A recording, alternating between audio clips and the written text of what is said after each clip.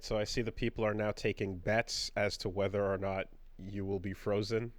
And how many ghost dicks will be in my mouth Okay. when it's frozen. Right. So should I just, like, for those people who bet for, like, big ghost dicks, should I just talk and then rest my mouth like, ah? Every once in a while, put a hand up. Just position yourself for maximum. Oh, like instead of like going like we do it, servicing. but it actually looks like Yes, exactly. You got to keep servicing them.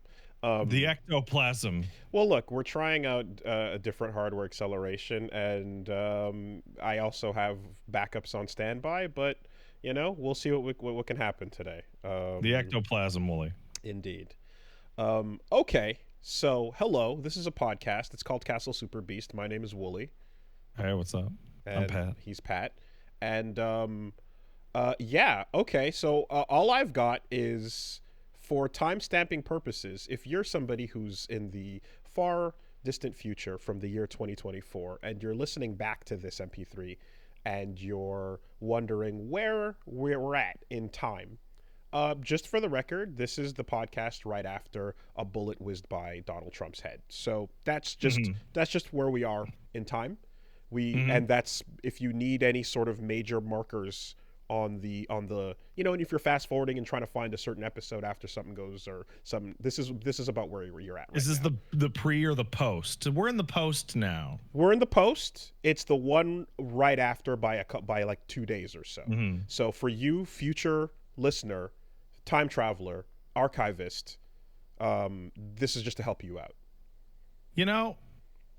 It feels nice now that, like, I'm like, my biggest worry is whether or not the prime minister is in blackface right now or not. That is, it feels lighter. Yeah.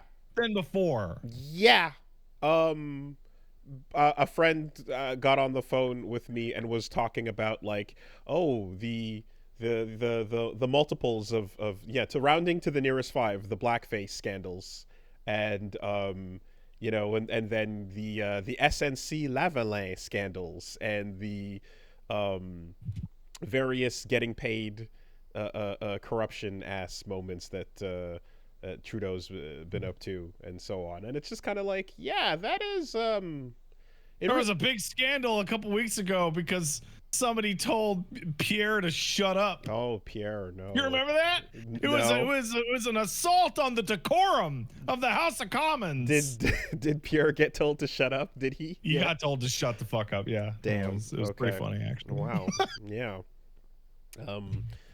And folks are just not real happy with Jagmeet for conceding too much to the liberals. Jagmeet Singh is currently he's NDPing, but he's not NDPing in a leftist enough way. Isn't that the NDP way, is to cede ground to the liberals? But it's also it's ceding ground, but it's also like, if your entire platform is on just denying conservatives from getting in, then you don't have enough actual progress happening on your mandate. So that's currently what. So like the Americans probably don't know how this feels when you have like a 5 parties, but like you get this new flavor where it's like, oh, the party I like isn't doing anything. Well, that's because they know they're going to lose, and they just want to be buddies with the party that will get into power. Yeah, for surezies. And this is what happens when there's 3 of them, and every once in a while 2 of them can be like, yo, fuck that third one, right? And they're like, yeah. And so it's like, we're not going to get shit done, but we're just going to block this third one from doing anything, or we're going to team up on various things, and so on and so forth. Yeah, that's how that goes. We got somebody in the chat saying Canadian politics sounds so boring. They are. They really are. And isn't that great? That's fine. Isn't that okay? Isn't that a good thing? That's just fine. I'll take extremely boring take it. And blackface times 5 in the inventory. You can take that to the bank, gentlemen. Yeah. I mean, shit, like, what are you gonna do? Like, have the item stop at like 4 or like 7? It's got to be multiples of 5, right? That's how you that's how you do it. So you're storing those items up. You got to keep it, you know. Anyway, hey. So what's up with your week? I had a week of jumping into a couple different things, and I saw. I got a big flavor for some indies. One tiny little indie game from a little known developer, a little game called Zenless Zone Zero. Decided to. Oh, do you mean like that company that's building the new type of nuclear reactor? Are they building a second sun? Is that what's happening? Yeah, no, they're behind that. Cool. Yeah. The tests went well. Okay, that's good. We need to be careful with that too, because it like my family WhatsApp chat sent around a video of the China is building a second sun video, and it's this thing of like a light ball launching into the sky and people filming it, and you're just like, that's so good. That's so good. I hate it. Like, will no one hit Google for a second? This is where global warming's coming from. Not even the second sun made by China. Not even Snopesing it. I don't even ask for Snopes anymore. Can you just hit Google for a second? Anyways, no. To which there's a very, very boring article of a very pretty impressive looking machine that is the actual thing that they're talking about. Exactly. Like an actual fusion reactor. But that's not what you're going to share on fucking Black WhatsApp. You're going to share here's what they're up to. And it's a literal like sky bomb launching into the air that looks like it came out of a fucking Protoss device. And then everyone's like going, "Whoa," and they're like, "China's at this level now. What are we doing over here?" Did you know that your roles on Ellen the Shark Maid actually help out the future of energy independence? Okay, all right, now we're talking. Let's get there. So what you're saying is, if I wail for my Butler wolf, it's you can't wail for your Butler wolf. You can only currently really wail for your Shark Girl. But wailing, you can wail for anything if you try hard enough. Oh. Okay, you know what? Let's just go for the start of why you want Lycan, like a lycanthrope. I want to say it's just lycanthropy. The sexy wolf man with the BDSM shit. Yeah, he's Beowulfing. Yeah, he's got the kicks. He's got a lunar phase, and he does charged fucking strings in the middle of his kick 13, setup. Well, you can either get really lucky on the standard banner, or you can roll 300 fucking times. And then when you roll 300 times, I've learned that you only get to do that once ever in your lifetime, and then you have to literally end it all. So the main reasoning behind that, Wooly, is that people don't spend any real money on the standard banner because you get rolls for free on the standard banner. Like they give those out on every event and whatnot. Rolling on limited banners. I'm just like, these are words that now have to mean something that because you know what they mean now. And you probably talked to Mom over the past week, and she probably explained half this shit to you. Dude, I know that, gacha is like, it's always been rough, and there's been that we've talked about over the years how like crazy it's gotten and all that and so on.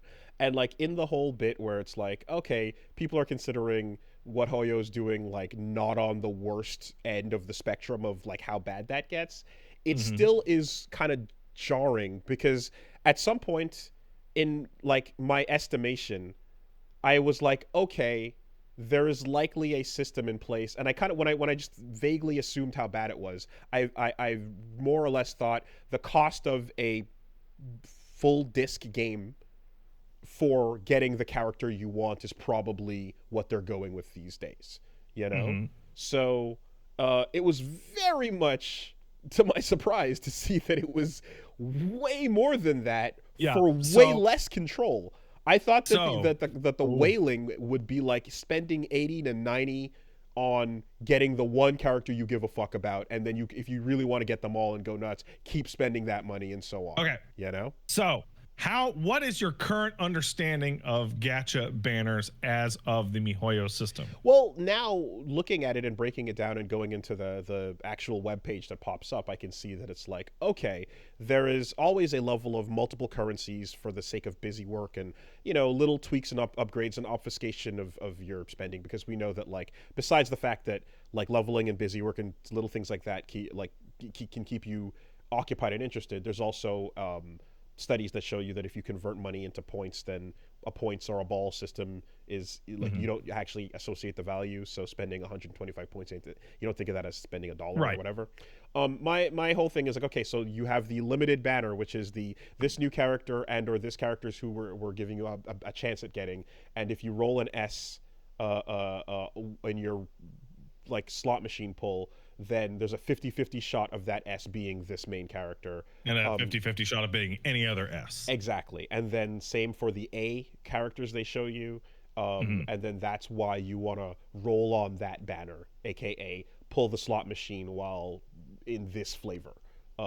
Then there's a second page which is just for upgrades of if you want to get limited spheres, which are just for don't do that. Well, that's I mean, I'm like, that's for the deep sickness. Yeah, I'm like, what kind of creatures from the depths that is for the deep sickness? What type of fish creatures are rising up from the scary depths and pulling their fucking slot machine pulls on the backpack to tweak your characters? That's insane.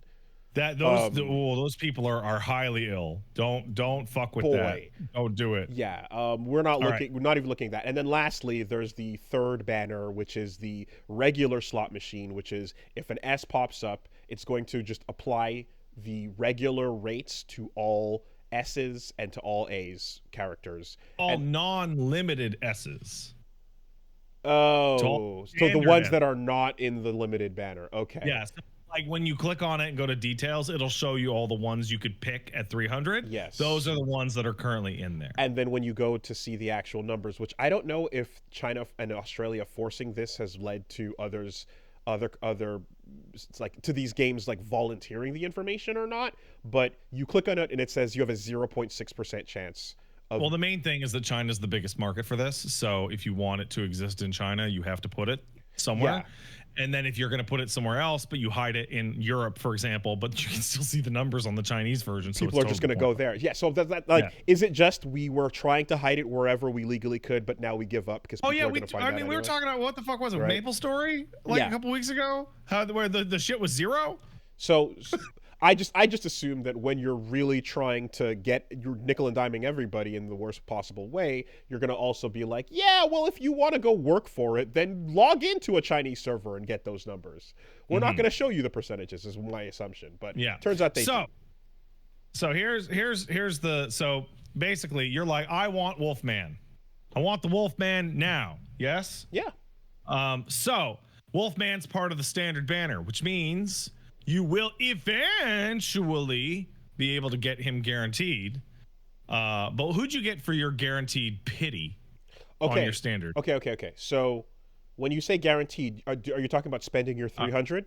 All right. So we're going to roll all the way back. Okay. So you roll on the thing, and then you have a soft pity and a real pity. Okay. So... and the standard banner has its own beginner pity. Zenless, right? AKA no chill.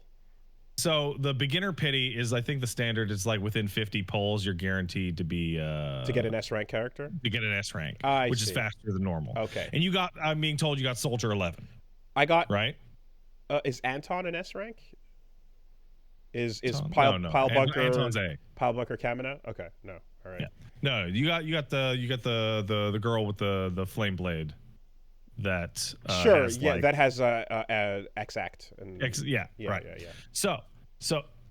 So after you do that, you engage in what's called the soft pity, which is when you hit 70 rolls, the percentage chance of getting an S from 70 to 80 is increased. Okay, so pause.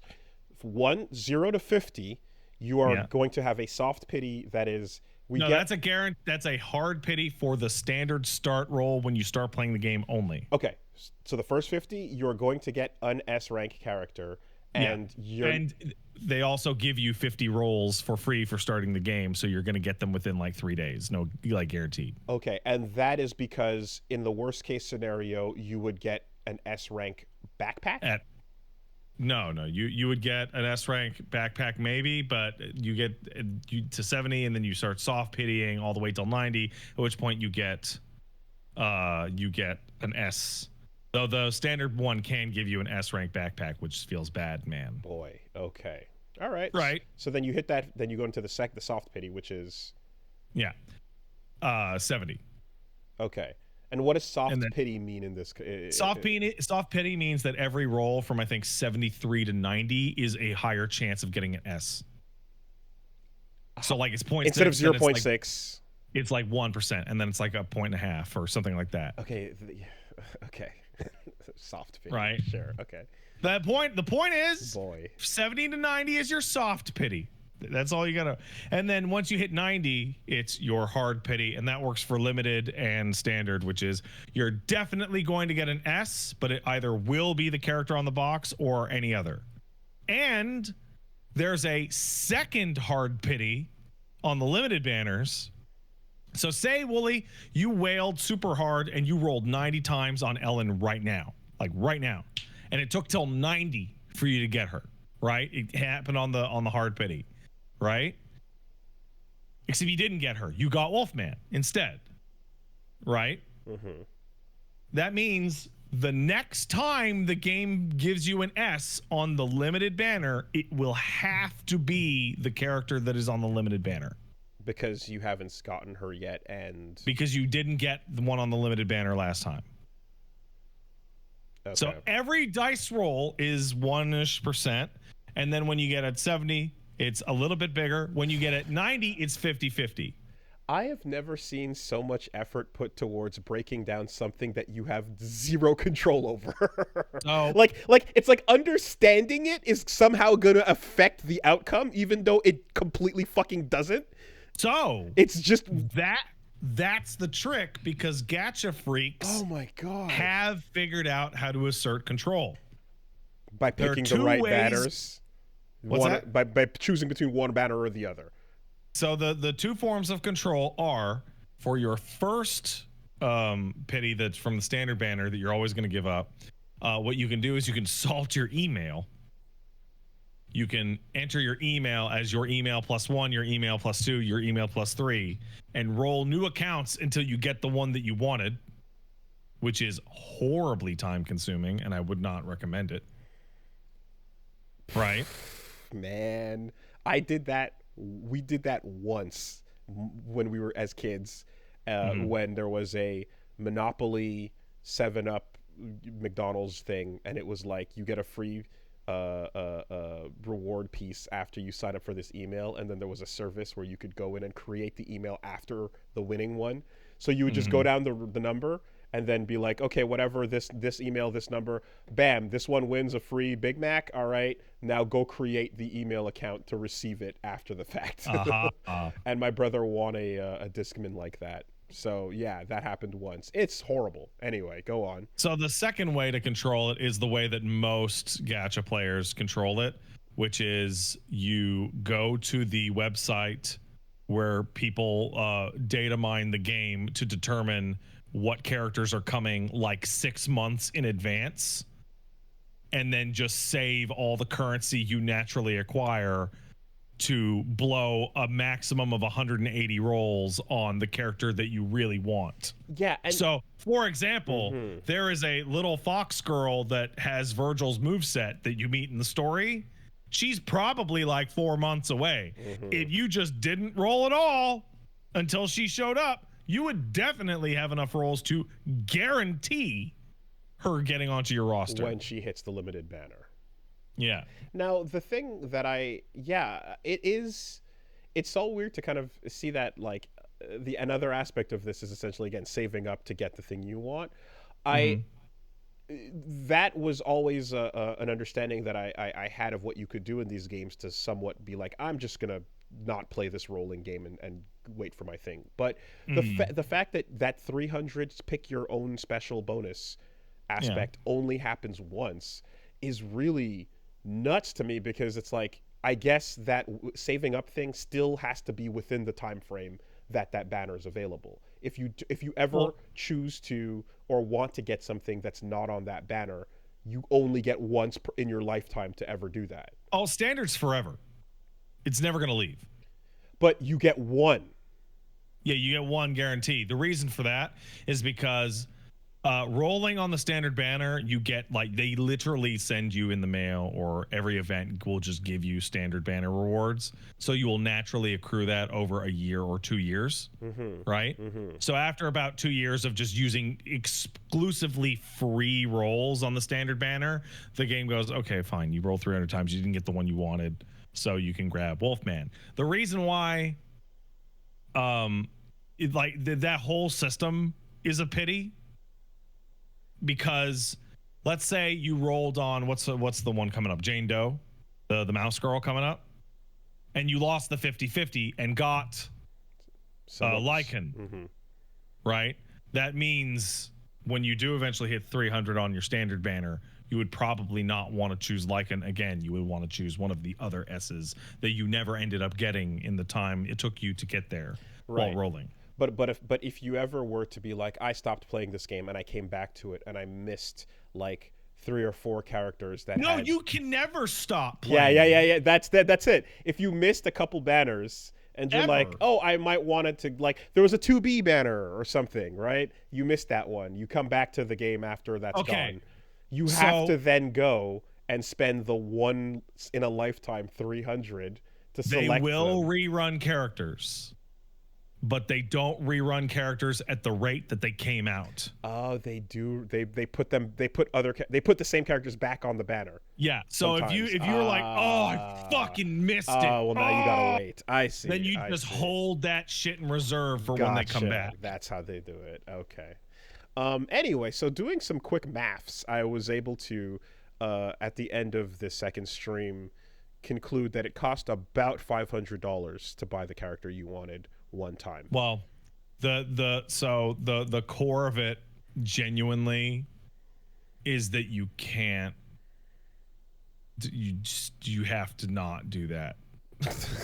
you literally, like, you have to let go. Like, it was $500 to buy. You must let go. Not even the film reels, the black and white film reels, but to buy the black and white screens to convert into film reels. Because one step more of obfuscation makes it easier to the equivalent that I can bring up in my mind is it'll cost this amount of money to win at the casino at the game of my choice, instead of just playing every game equally and then seeing what happens. Right. Yeah. I only want to win on this slot machine. Yeah. That was but actually, don't listen to me, because I got Lycan. Sure. So, like, I'm like, oh yeah, the system works. It's great. Yeah, no, for sure. Did you want it? Did you get or want Anton? Yeah. Okay. Well then, yeah. Okay, there you go. So no, hey, let me tell you. Hey, let me tell you. Okay, I'm not a good example here, because I'm playing Alan Wake, and I'm like, people are like, play Zenless. I'm like, guys, I'm not gonna play Zenless unless I can roll on stream, and I'm not allowed. My wife says I can't roll on stream unless you guys send in donation dollars specific to the amount. And then people send in the amounts, and then I rolled it. Okay. And then I got Ellen and Anton and Sukaku and Lycan and etc. There was that moment, and I decided to instead go and calculate the maths on it. Oh, by the way, I've been told that you have $30 sitting in your pocket that is explicitly intended for stream rolls. Yes, that's what I'm talking about. So I got that, and I was like, I hope it's okay that I didn't do this, but you'll have to do it eventually. I will. I will. If okay, well, let's. That's them's the rules. Okay, well, we'll find out what Queequeg has to say. You have to. Oh, he spoke to me. He said pull it. He said, remind Wooly he owes me $30 of pulls. Okay, all right, I see. And it's just, you know that it's not going to be the fucking wolf butler. It's going to be some children with weapons. Yeah. It's going to be the fucking... a lot of kids on It's going to be the little girls. That's the thing. That's the problem. So many? Well, you know why. I do. I'm like sitting there rolling, and I'm like, man, I really hope I don't get Nekomata, because that character's gonna go right in the garbage. When you're trying to shotgun, like you know, when you get to the second arc of a new manga and it's the tournament time, and it's time for a bunch of characters to walk on screen, and you're like, oh yeah, there they are. Okay, here we go. Pick your favorite, right? Or even when the voices kicked in of like the other lockbox AIs, right, or the whatever, the sinister figures, and I'm like, oh, let me guess, there's a silhouette of like a big buff one, a skinny one, a small freakish one, and then a girl. And it's like, oh yeah, is that exactly what that group is? Oh, okay. You know, so anyway, you get your spread, but yeah, you know, as you scroll down that list, it gets pretty concentrated towards a certain type, I suppose, you know. But hey, we got our bear, and he's free, by the way. He's part of the. You get him for free. He's guaranteed. Yeah, that's cool. I'm thrilled, because I think he's cool as fuck. What's the distro like in Genshin? Is little something for everyone, quote unquote. No, Genshin's for like for twink fans and Fujos. Okay. Well. Yeah, it was otherwise. I was like, you know what, this is all right. I was the actual action is like it's fine. I think a lot of folks were expecting me to like grade it on a DMC scale, to which I'm ridiculous. That's not what this is doing, and that's not what I think I'm going to do here. But having discussed it a little bit last week and just setting expectations accordingly, I'm like, yeah, what this is doing is fine, in that it's fun enough to. So I was talking about, you know, just doing your basic mashing X type thing, doing damage, and then occasionally paying attention to the defense. Well, switching between three characters, you know, keeps that interesting, and there's enough individuality with the basic combo system you get with the characters, which is not people's kits have enough going on in them. It's not particularly complex, right? You have a string and then a couple variants to it based on their system, but like they serve different roles, and I was like pleasantly surprised by the like, okay, well, here's your support, here's this person that's going to do some electric damage, here's another that's going to do fire, and then the interplay of the types of damage and the system and the tagging, and then defending, parrying versus dodging, and then occasionally using your super is enough. There's enough going on there, especially if the boss is doing cool stuff, that I'm like, yeah, this is a video game, this is fun. One of the other things that I noticed, I haven't gotten there yet, but I saw people who are freaks really going hard on it. If you level those characters up enough, their kits get more to them. So Billy, the gunslinger, like, you know, you can hold the button down and he'll start shooting infinitely, and then you can roll out of the way to avoid attacks. Once you upgrade his kit to a certain point, those become real dodges and can trigger perfect dodge. Okay, I see. Are you talking about the upgrades that come from getting him on pulls and then? No. The get tokens to upgrade his specific skills. Oh, right. Okay. Yeah. So, and that of course is, I mean, I think I'm just averse to like any game that breaks down like upgrading and tweaks to that. It's not just the percentages, but even in this case, we're looking at percentages in like sometimes, you know, 15 to 20. Oh, that is a dupe thing. Oh, never mind. It was a dupe thing. Okay, that is a dupe thing. That explains why he's on the banner next week. That's funny. I had a moment of realization where it's like every button can be individually. You could add passives to, in addition to the dupe buffs, in addition to the sphere buffs, which the spheres on the character based on their class have their benefits, and then you level those up, and then you feed duplicates into the level up.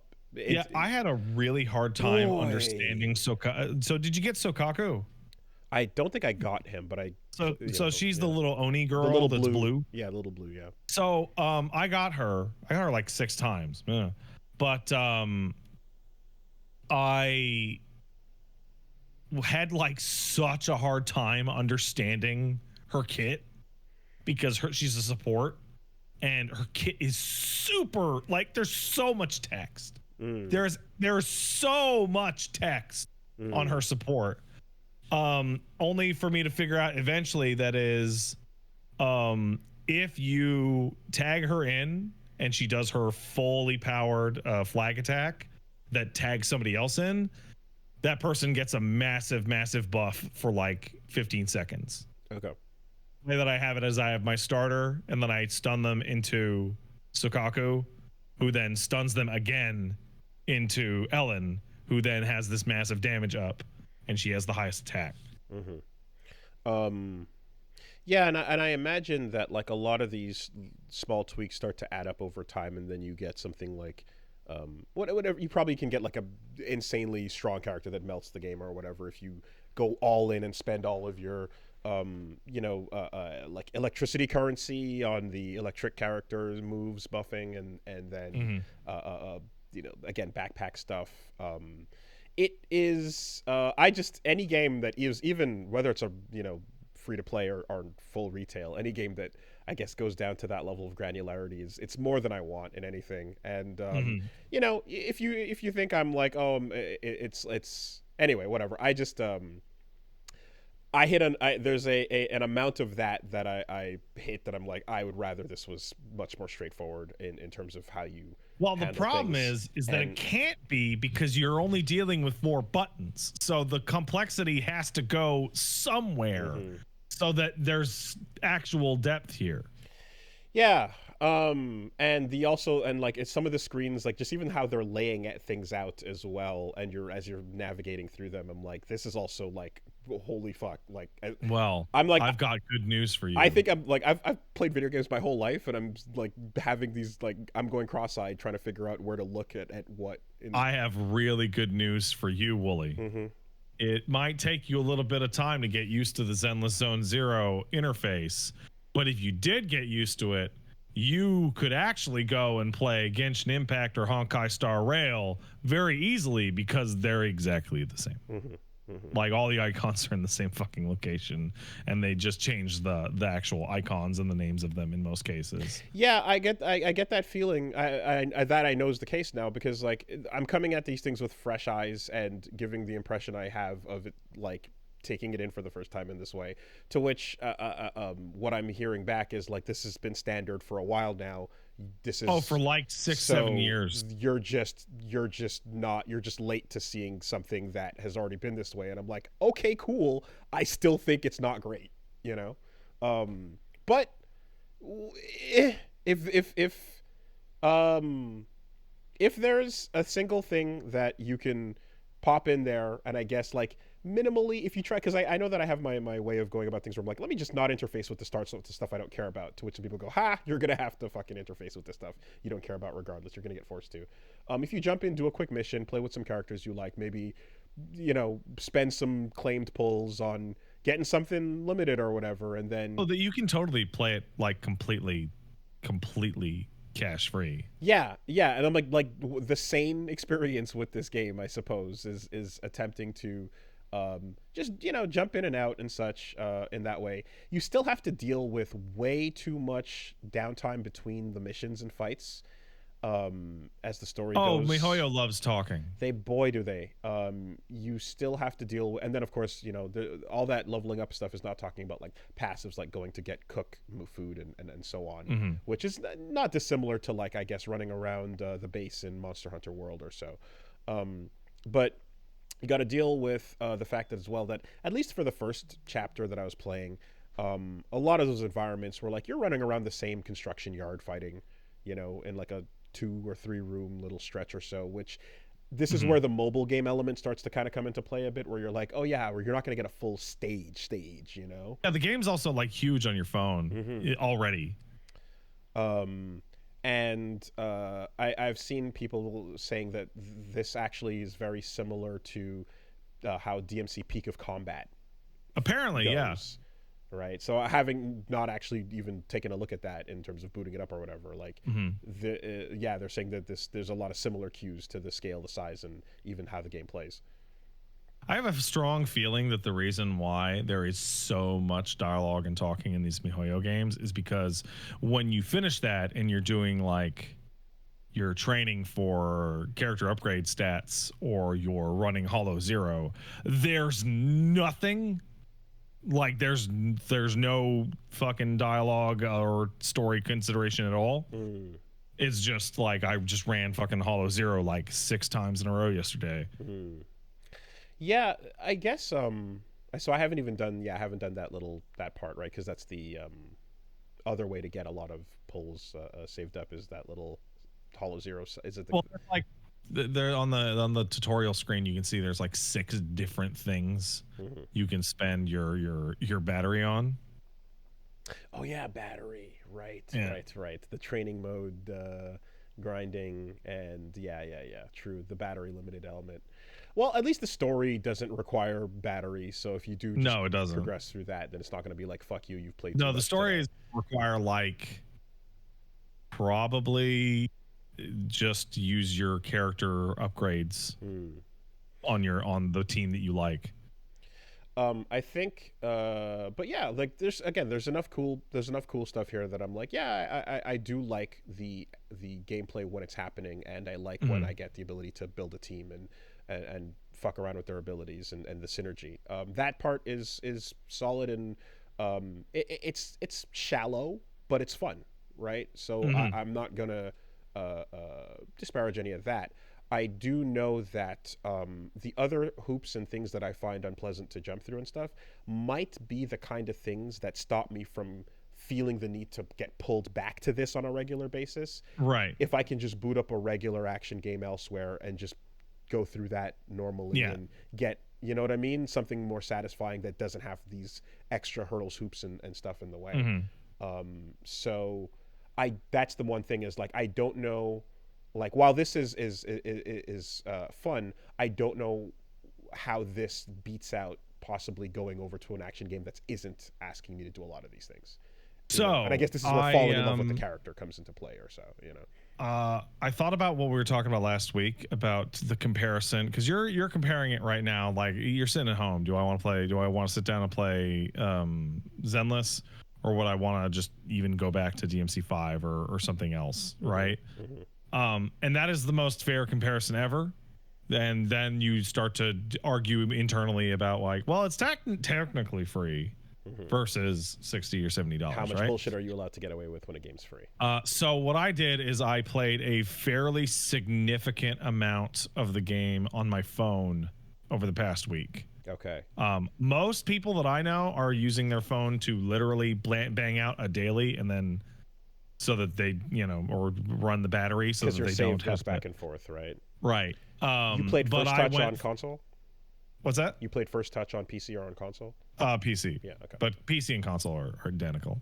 But no, I went through like the Edge certifications on my phone for Hollow Zero.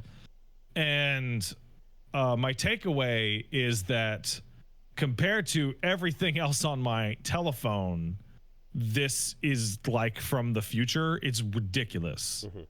It's like my phone gets hot as shit. My phone gets so hot the game told me to turn it down because they were worried about overheating.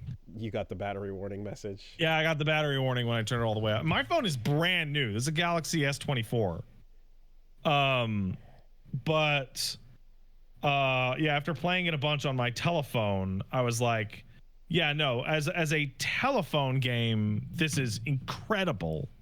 If I'm stuck somewhere or I'm trapped and the baby's sleeping on my chest, right?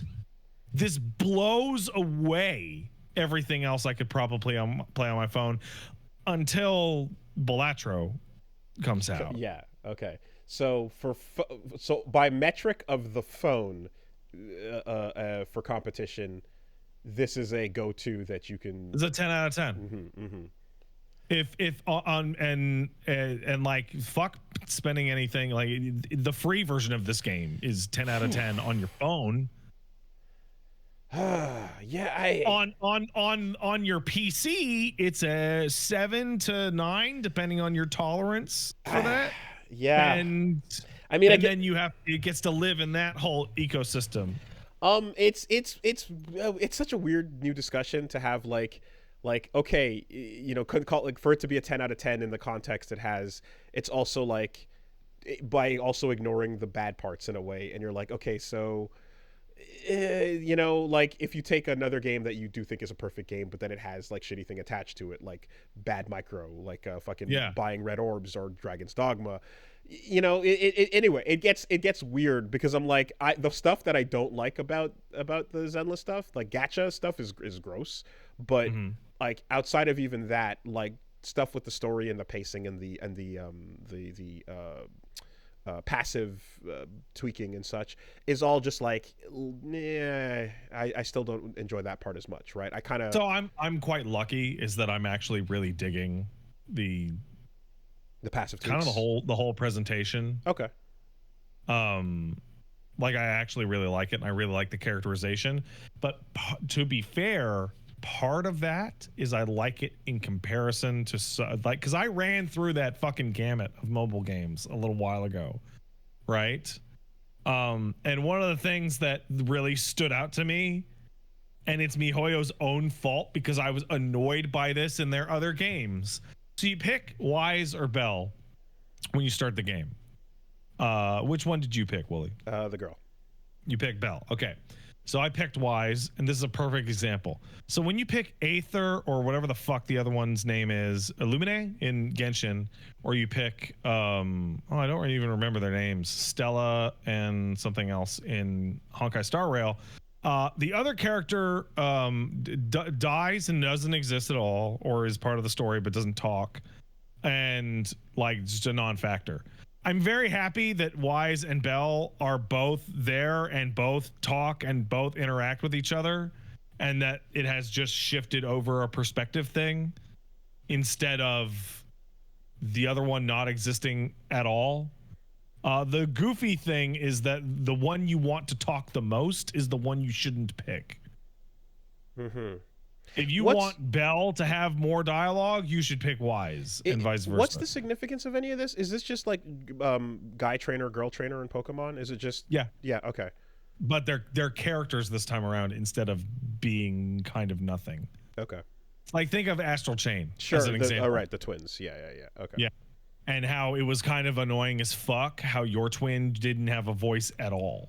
That's usually how it is. I was confused initially because, like, I was like, why are there 2 layers of character select going on here? Because it's framed as character select as opposed to, like, your profile, you know? But when framed that way, that makes more sense, right? Okay. So that's kind of, I suppose, what it is. And I think, to some degree, that might apply to just me in anything I play, but there's lots of different ways you can... There's the pure fun experience of what a game can do when it's firing on all cylinders, right? In a set piece type moment with the gameplay engaging you, giving you full control and such. And then there's how you play with, like, breaking down the feeling of powering up your character over time.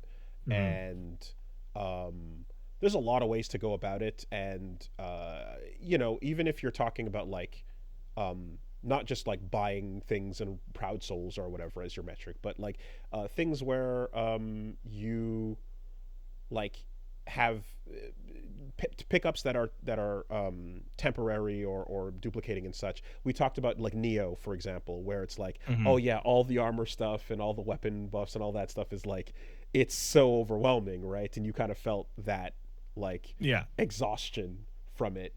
And I kind of was like, I definitely agree that I'm like, there's more to that than I'm willing to engage with.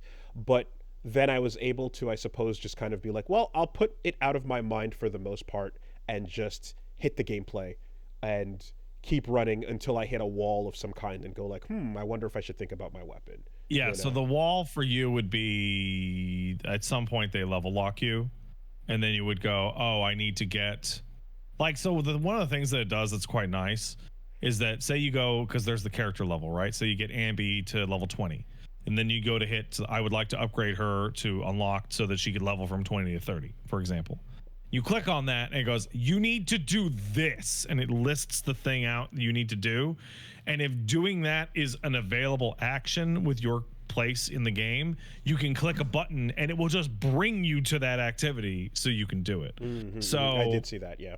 I wanted to upgrade because Lycan has like he's ice. I wanted to upgrade some of his shit, so I clicked on it and I didn't have enough ice bullshit, and so I just clicked bring me to where I get the ice bullshit, and then I clicked on it and it brought me to the training mode and set me up with the right enemies. Right.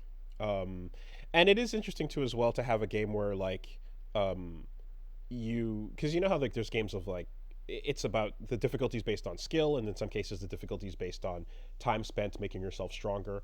Like in this kind of game, you can just play until you get so strong that you melt everything, right? Like you don't have to hit that like fighting game level of, you know. Well, the trick to it, so you know your Internaut level, which is maybe the worst name for anything ever. Pretty bad, pretty not good. Oh my god, horrific. Don't do it. Also, did you notice when you read the subtitles that it used to be just called the Proxy Network, but then the subtitles at some point changed it to the Internaut? Ah, I see. Interesting. Because they say the Proxy Network, but it's written Internaut. Awful. Oh my god. Anyway, when you hit certain thresholds, you can pass a certification that will unlock more shit for you, but it will also raise the global difficulty of literally every single thing in the game by an order of magnitude. Yeah, and I could feel that like when I hit some of those characters, some of those bosses and certain enemy types that were like, oh, this requires more of your attention. Like the guy that was bobbing and weaving and Dempsey rolling a bit was like, you have less time to dodge and parry his attacks than you do other a bit earlier enemies. So I can see that there's going to be these jumps in difficulty that are going to be like, nah, man, you got to get way better, or play a lot and get yourself a lot stronger so that you can still fuck up, but when you do hit, it hits that much harder and you don't have to fight the enemy for as long. The other thing is that like with my experience with Genshin and Honkai is they will eventually, once your onboarding is completely finished, allow you to do optional shit that is like just legitimately very difficult. And some of that will be statistical and some of that won't be, but like the difference between fighting a boss that has like decently fast attacks that will kill you outright is, you know, still pretty difficult, especially after you just played Elden Ring. A limited optional stuff as in like when I was playing Honkai, I'm like stuck halfway through the simulated universe. The stimulated universe scales upwards a lot, and that would be the Hollow Zero equivalent in this game, where it's their roguelike mode that you would do for weekly rewards. Okay. And I guess you know, again, while very much enjoying what's going on here and seeing like these archetypes that you're familiar with, and you know, we've been staring at this type of industry and type of media for long enough that like you're like, I see everything about I see everything about fucking Pile Bunker Kamina, and I'm like, yeah, love that. That's great. It's it's a remix of the things that you already are familiar with, but you know the archetype, and he literally fucking says, he calls you Kyodai and all that. I'm like, cool, you know what you're working with. When a lot of the stuff that does bug me in a game is there, but I think the overall like thing hooks me. I feel like I can put up with a lot more, right? And I think that applies to like a lot of people. Like if you're pulled in like by not just the character but like everything else happening, I'll be like drawn back towards it in a way. So in this case, characters can appeal in with uniquely in that way, and I think as well the style being, you know, from the initial trailers, all that jet set like fucking amazing design and element to it, I found really rad. But it like it didn't grab me in the same way that like something out of nowhere that I felt like attached to very quickly was like Hi-Fi Rush and its characters. Right. They were very fun, charming, awesome. Just well, I mean, MiHoYo has like an incredible like within that, because you have like Zelda shit, you have space RPG, and now you have like Jet Set style hip hop like action game. It's all like overwhelmingly MiHoYo. Like that it is a really violently and Honkai Impact Third. There's a flavor to all style. of those things. Yeah. It is their house style. And I think that house style probably has a limited appeal to me no matter what. Yeah, I'm fucked because I'm crazy about MiHoYo's like particular aesthetic. Okay, interesting. I fucking love it. And I think that's a same limiter that is in place for Grand Blue for me as well. I think I kind of had a discussion about this when I was playing Grand Blue. Where it's like, okay, there's stuff here I can like. There's characters that I like. Really hook me the same way, yeah. But there's a level of just overall something. There's an intangible element to the world, and it's the setting and the lightness and the seriousness and how it handles these moments. And when someone comes out and do something really badass, and it's those big high tension moments of like this is supposed to be your equivalent of the things that I freak out about and have popped off with for years now. And I'll see those pop off moments and be like, oh, that was pretty cool, that was sick, okay. But I'm not like fully grabbed and pulled in, and I think if I don't have that, there's gonna be something that just kind of is in the way of me wanting to think about this game and turn it back on and go to it. Because that can make up for, like I said, like the feeling of the shit I don't like, and that can also make up for gameplay being less than what I'm looking for in some cases, you know. Yeah, I think I brought up Hi-Fi as a rush as an example of a game that, like, very quickly within a couple of hours, I was like, I love the world and characters and setting here, and I want more of it, you know. And then it's this super strange thing where I'm sitting here and in my mind you're describing it and comparing it to Hi-Fi Rush, and part of my head goes, that's not really a fair comparison. And then the other part goes, no, it is a fair comparison. No, wait, it's not. And then I'm realizing what the issue is that the comparison has to be compared to like something people Japanese? At different price points. Oh, okay. I thought you were going to say like the developer. Person who is free to playing Zenless entirely will never spend a dime. Like, comparing that to Hi-Fi Rush, in which they would have to spend money, is ridiculous. But it's not even that. I just mean like the characters talking to each other, the types of jokes they're making, the things happening with the bits that are funny and the bits that are serious and actiony. You know, all of that. The appeal of the setting, I suppose. You know what the worst part is I'm like, the handcrafted multi-year development cycle for an absolutely perfect gem versus the multi-year dev cycle for a live service game that's meant to get as much value out of its assets as possible. Yes, Hi-Fi Rush is absolutely much like cleaner, better, more interesting, better written. They probably redid a bunch of those scenes a bunch of times. And that company's bankrupt. Right. That company's gone. Right. And because it didn't pull in your fucking banner dollars. Now, if this is the flavor that you get from everything Hoyo related, then I'm like, okay, I'll take that for what it is.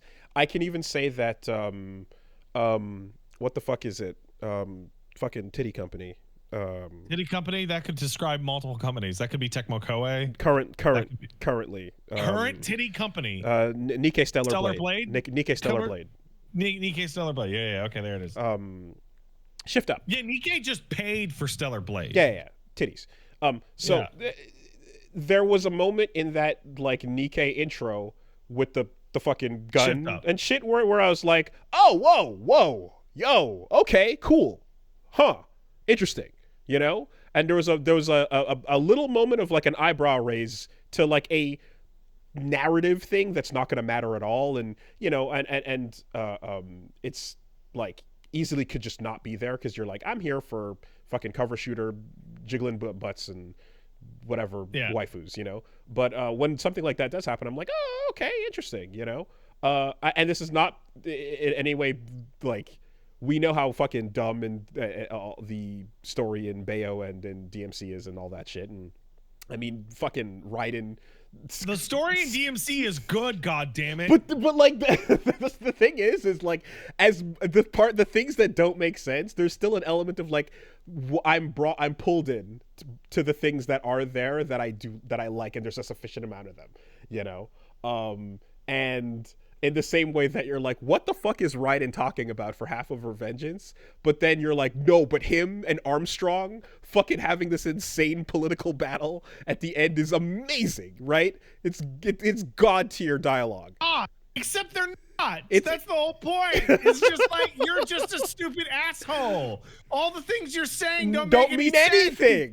It's great. It's great. And that's a deep, rich enjoyment of those cutscenes. That is not me parrying and doing an awesome slice. It's a thorough enjoyment happening. That's not me watching a badass action cutscene either. It's just, I look at them go. They're yucking it up, you know? I'll tell you one thing that I would really appreciate from MiHoYo's stories. They don't believe in setting up their setting like at all.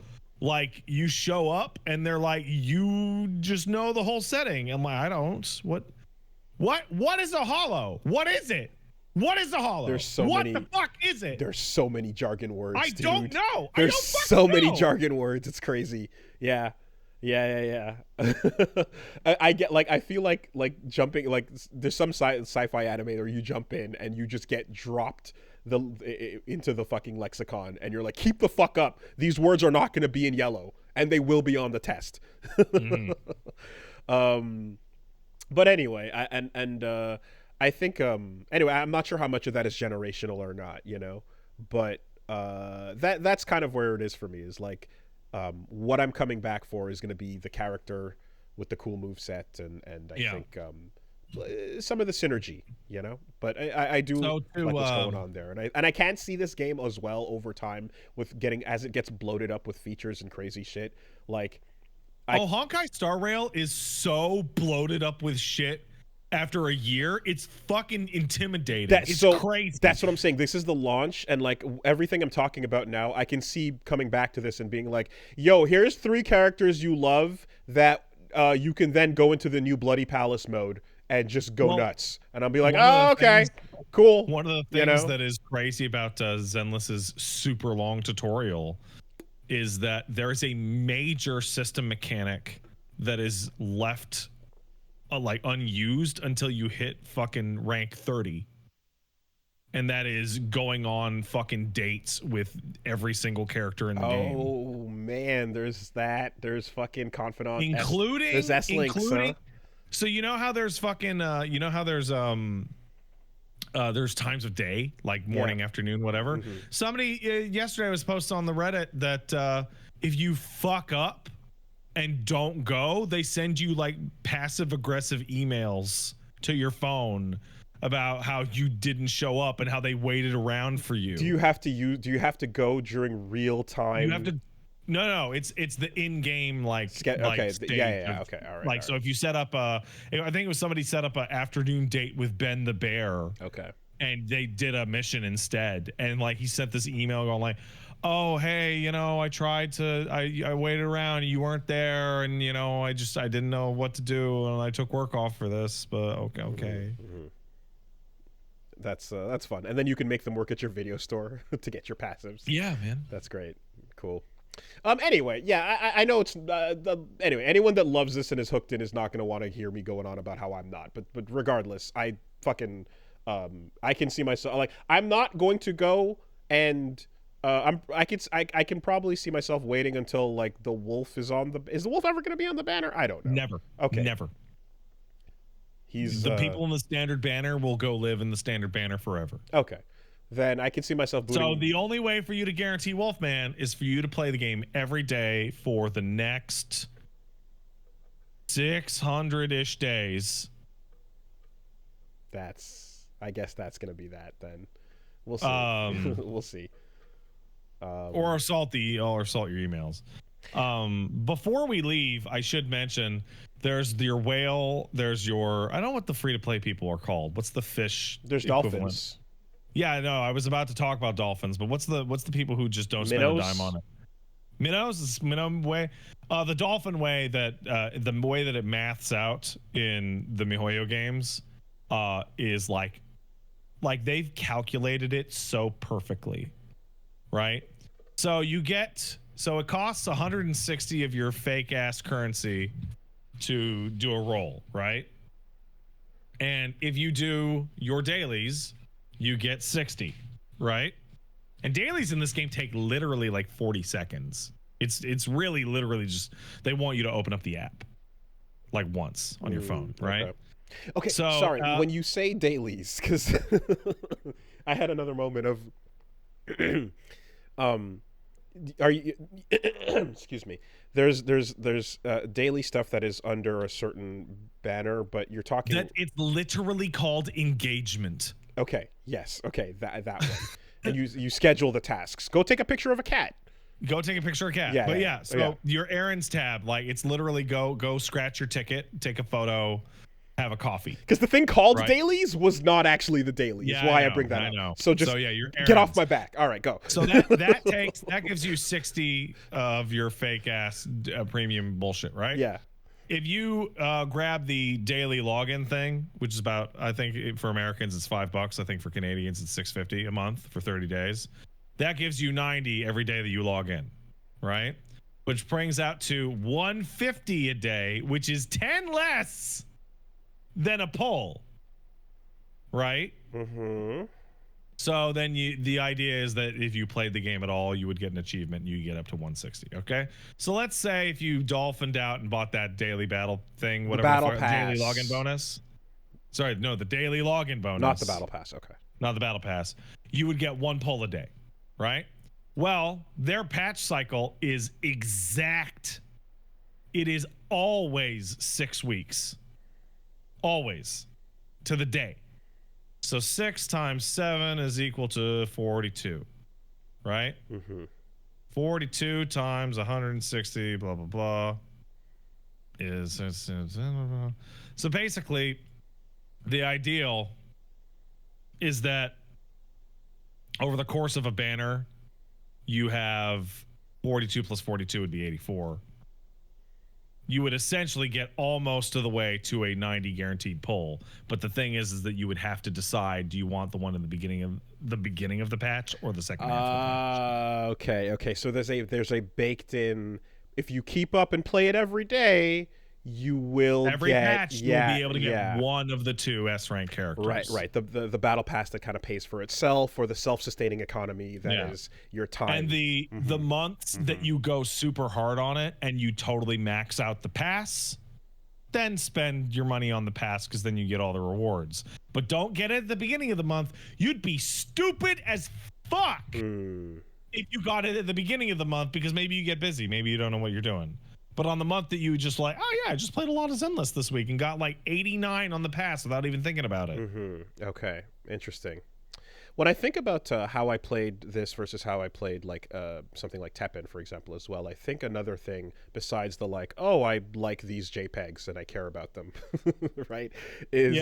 Besides that element, I think it's also the fact that Teppen was a PvP thing, and I think a PvP style mobile game is also likely to pull me a bit further along. So the PvP style mobile game with a card is like the grossest, most intense gacha ever, because the ability to just have fucking character strength and card strength just increase over time, and the forever, the retiring of old decks and all that insane bullshit.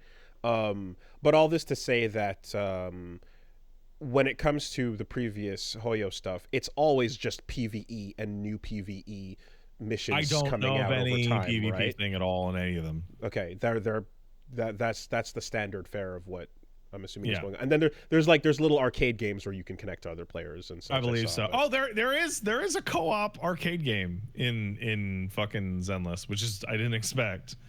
It's Snake. Yeah, I saw that. Like, what the fuck?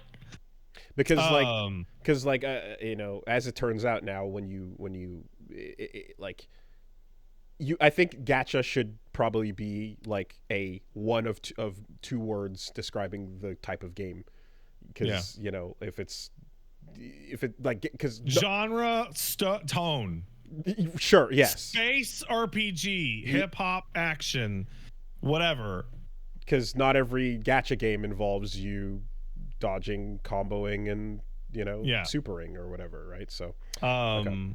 I'd like to actually respond to somebody in the chat, if that's all right. Somebody said that they're extraordinarily bored by gacha conversations that we have on the podcast, because we invariably get like stuck in the mud of describing how roles work and how that, like, all the economic systems work. I think it's like, talking about the way the economics of a gacha game works is the most interesting thing about any of them. But also, it would be irresponsible of us to sit here and talk about Zenless and pretend that money doesn't enter into the game at any point. It is also incredibly fascinating to watch, like, how the like the things we're talking about, which are video games are starting to shift towards for you know, in this decade, which are like a free-to-play game which you give more leeway to do bullshit, but how much bullshit is too much, you know, is a weird thing to have to navigate. And I think we're kind of seeing it play out. And I also know that if we were not recording, if we were having these conversations back in college right now, it would be going the same way. Oh, yeah, totally. Because I would be so interested in just like, wow, these things that don't work on me necessarily, or that I'm not like feeling drawn towards, but are the main appeal here. I want to understand how they work. I want to crack this open and the other figure out. If we were back in college, this conversation would go slightly differently, because someone in our immediate vicinity would be like an absolute fucking fiend, hyper whale, and just like be like, no, you don't understand, and it's like, okay. But I would be so interested in breaking down how these things plan their strategy and what exactly is happening, because whenever these things do work and they work well, and again, they had two successful games before this to then put this one out there. Oh, they had they had Honkai Impact Third too. Like, we don't talk about it because we became aware when Genshin showed up. Impact Third, and they had a Genshin, game before and that Star Rail, right? They had one before Honkai Impact Third, which was apparently like just straight dog water, just bad. I see. Okay. But I like, looking at this is always an interesting frame of reference, because when we see parts of this picked up and dropped into the things you are familiar with, right? When Mario has a battle pass in it, you're gonna want to know why, and you're gonna want to have some reference points to figure out where the fuck we are in time that this new Mario game has a battle pass, right? It's nuclear scientists. So yeah, I think that's. By the way, they're not actually building the reactor; they're just funding great people who do science crap with nuclear fission, fusion.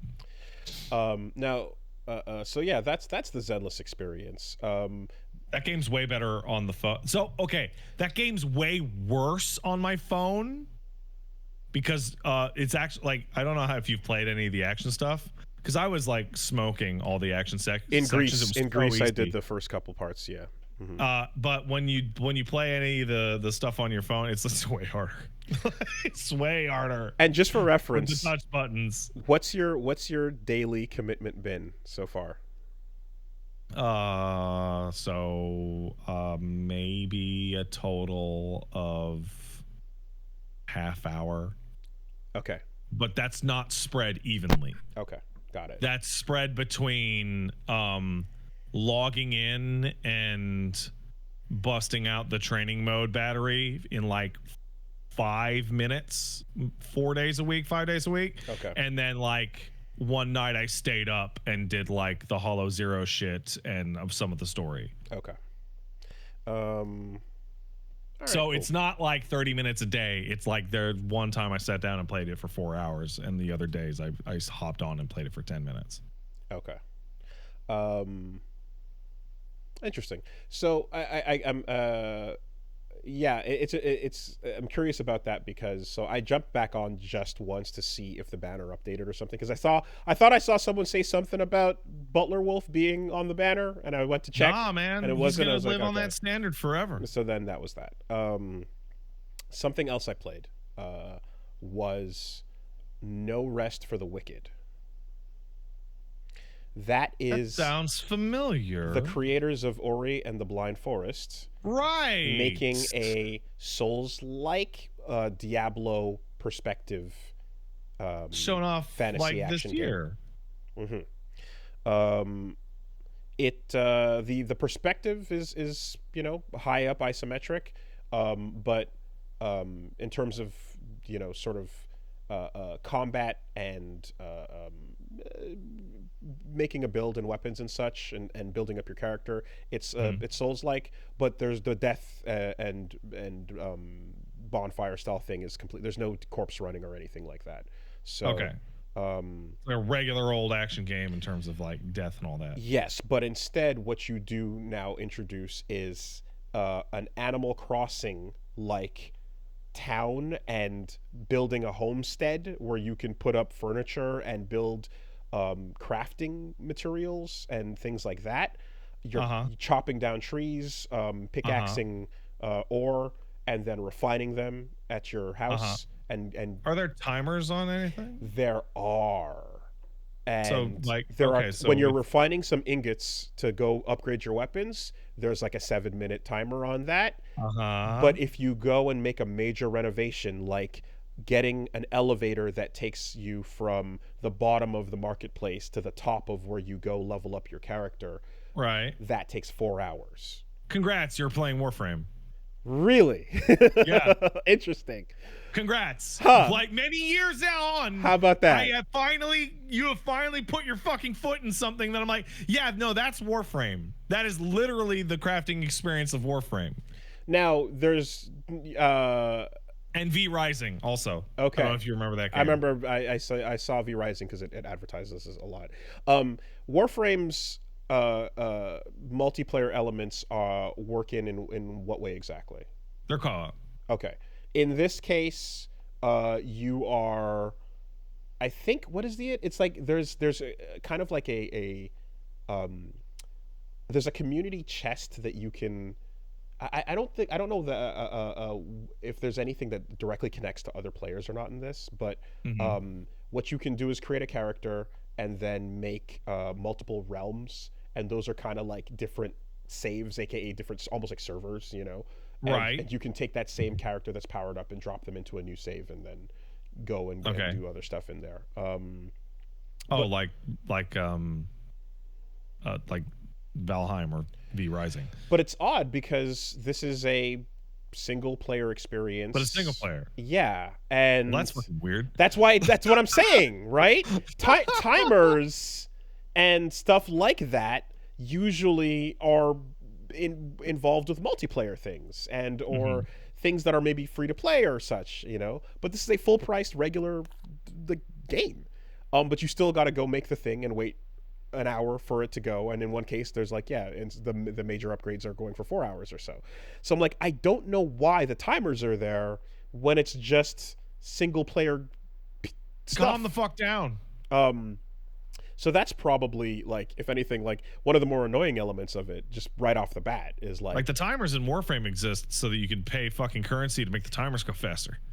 Like that is right, that's why. Right. And otherwise you can just be patient and I guess play the other reason is like so you chill the fuck out and don't blow through like a year's worth of development content in like a seconds. weekend. Yeah, okay. So yeah, no, in this you're just going at your own pace, but like what is interesting is like those moments are when you have to Animal Crossing is like when you hit a wall of like difficulty with the enemies and such.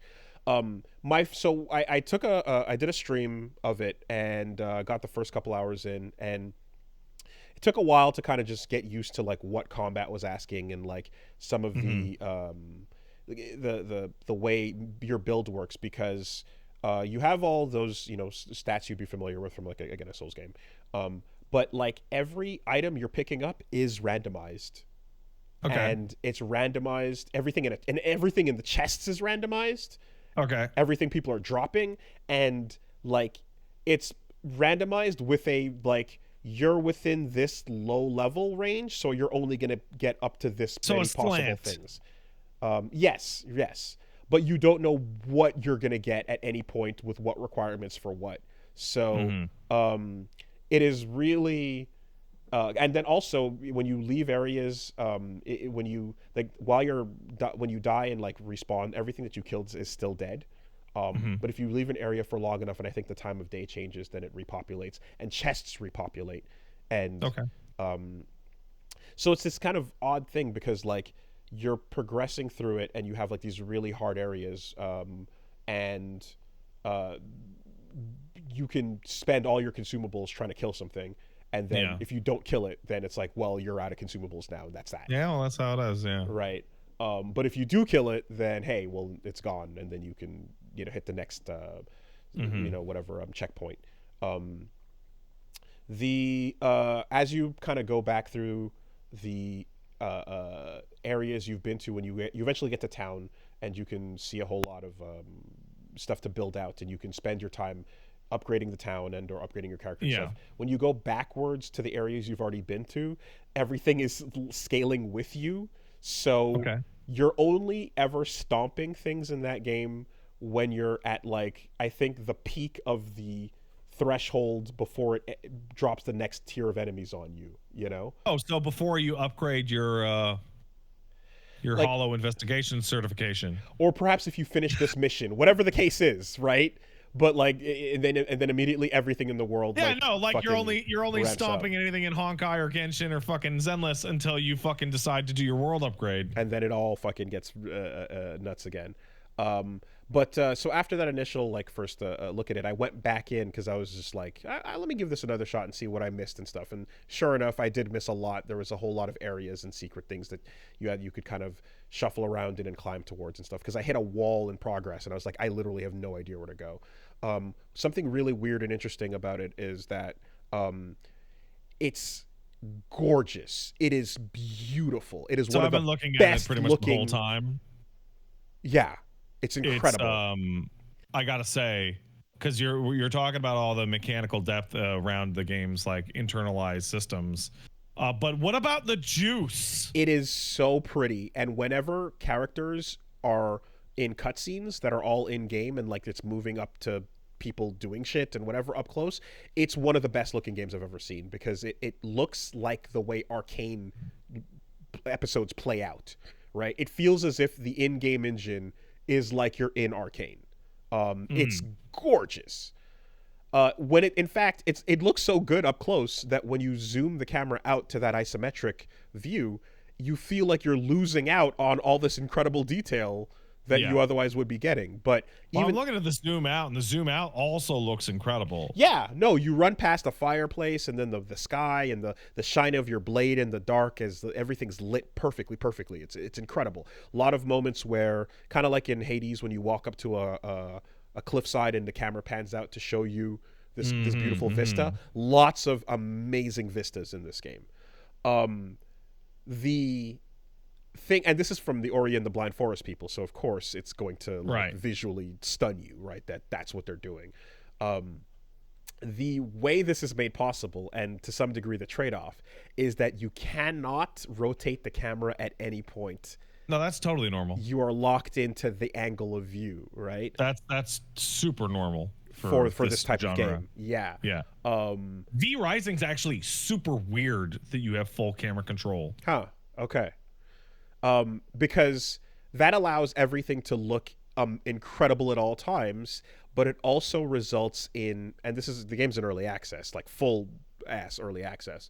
That allows for moments where progress is, in some cases, like locked behind weird angle dips where it's like there's a cliff and you have to go down a hill that's hidden from view. That's for you. And you're like, oh, I'm supposed to go there, or you're supposed to push up against a wall and do a little shimmy sideways, but you couldn't tell that was a cliff that was meant to be shimmied on, you know?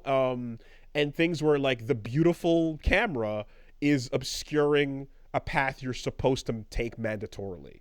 That happens a bunch, and it's frustrating because you're like, I ran in circles in this area 5 times. What the fuck is the way forward? To which in some, it's this little dip over here. It's this little dip, you know. And every time you run back past like some fucker that'll wreck your day in 2 or 3 swings, it you know, you're like, God damn it, like, that gets frustrating. Something about the game as well that is insane. I don't know how, if any other game, especially from this viewpoint, compares the horizontality of combat is extreme. Footsies are full screen with everything that you do and everything coming at you. Enemies regularly, like not even zoners, enemies that have like a hammer or a sword or a spear will, from the back I see it. of the screen, come flying at you to do a regular stab, and you have to roll out of the way, and then you It's like want to close distance before they start their attack bullshit. It's crazy. Like the amount of distance closing, and like when you dodge something, it's essentially you going from the middle of the screen to the end of the edge of the camera. It's so nuts, and that results in a lot of moments of like something that was nowhere near you aggroed off camera because you can't turn the camera to look in its direction, and then it stingered you from fucking down the street, you know, and you got rocked and dropped off this ledge, and good luck, too bad. The inability to rotate camera, but also having a Souls-like lock-on system creates difficulty because can I lock onto that? Are you in my sight? Well, you're in the enemy's sight, so you know you're gonna get constantly you can't scan for archers because they're just above you off camera in an environment where you can't look around. You know, you're always gonna hear a sound of like maybe a sword getting pulled out to know that you aggroed somebody, but for the most part, you will know you're being zoned because you'll get hit with a bomb or an arrow, and observation skills couldn't really save you. So that's a bit odd. I didn't even know this came out. Early access, right? Early access, yeah. Okay. People were saying, I looked it up and I saw that people said like, oh, the first 10 hours or so is in this initial early access chapter. I went back in and did more than that, and there's still a lot of game going. So you should try out V Rising, because V Rising has like a lot of overlap with this, but is completely finished.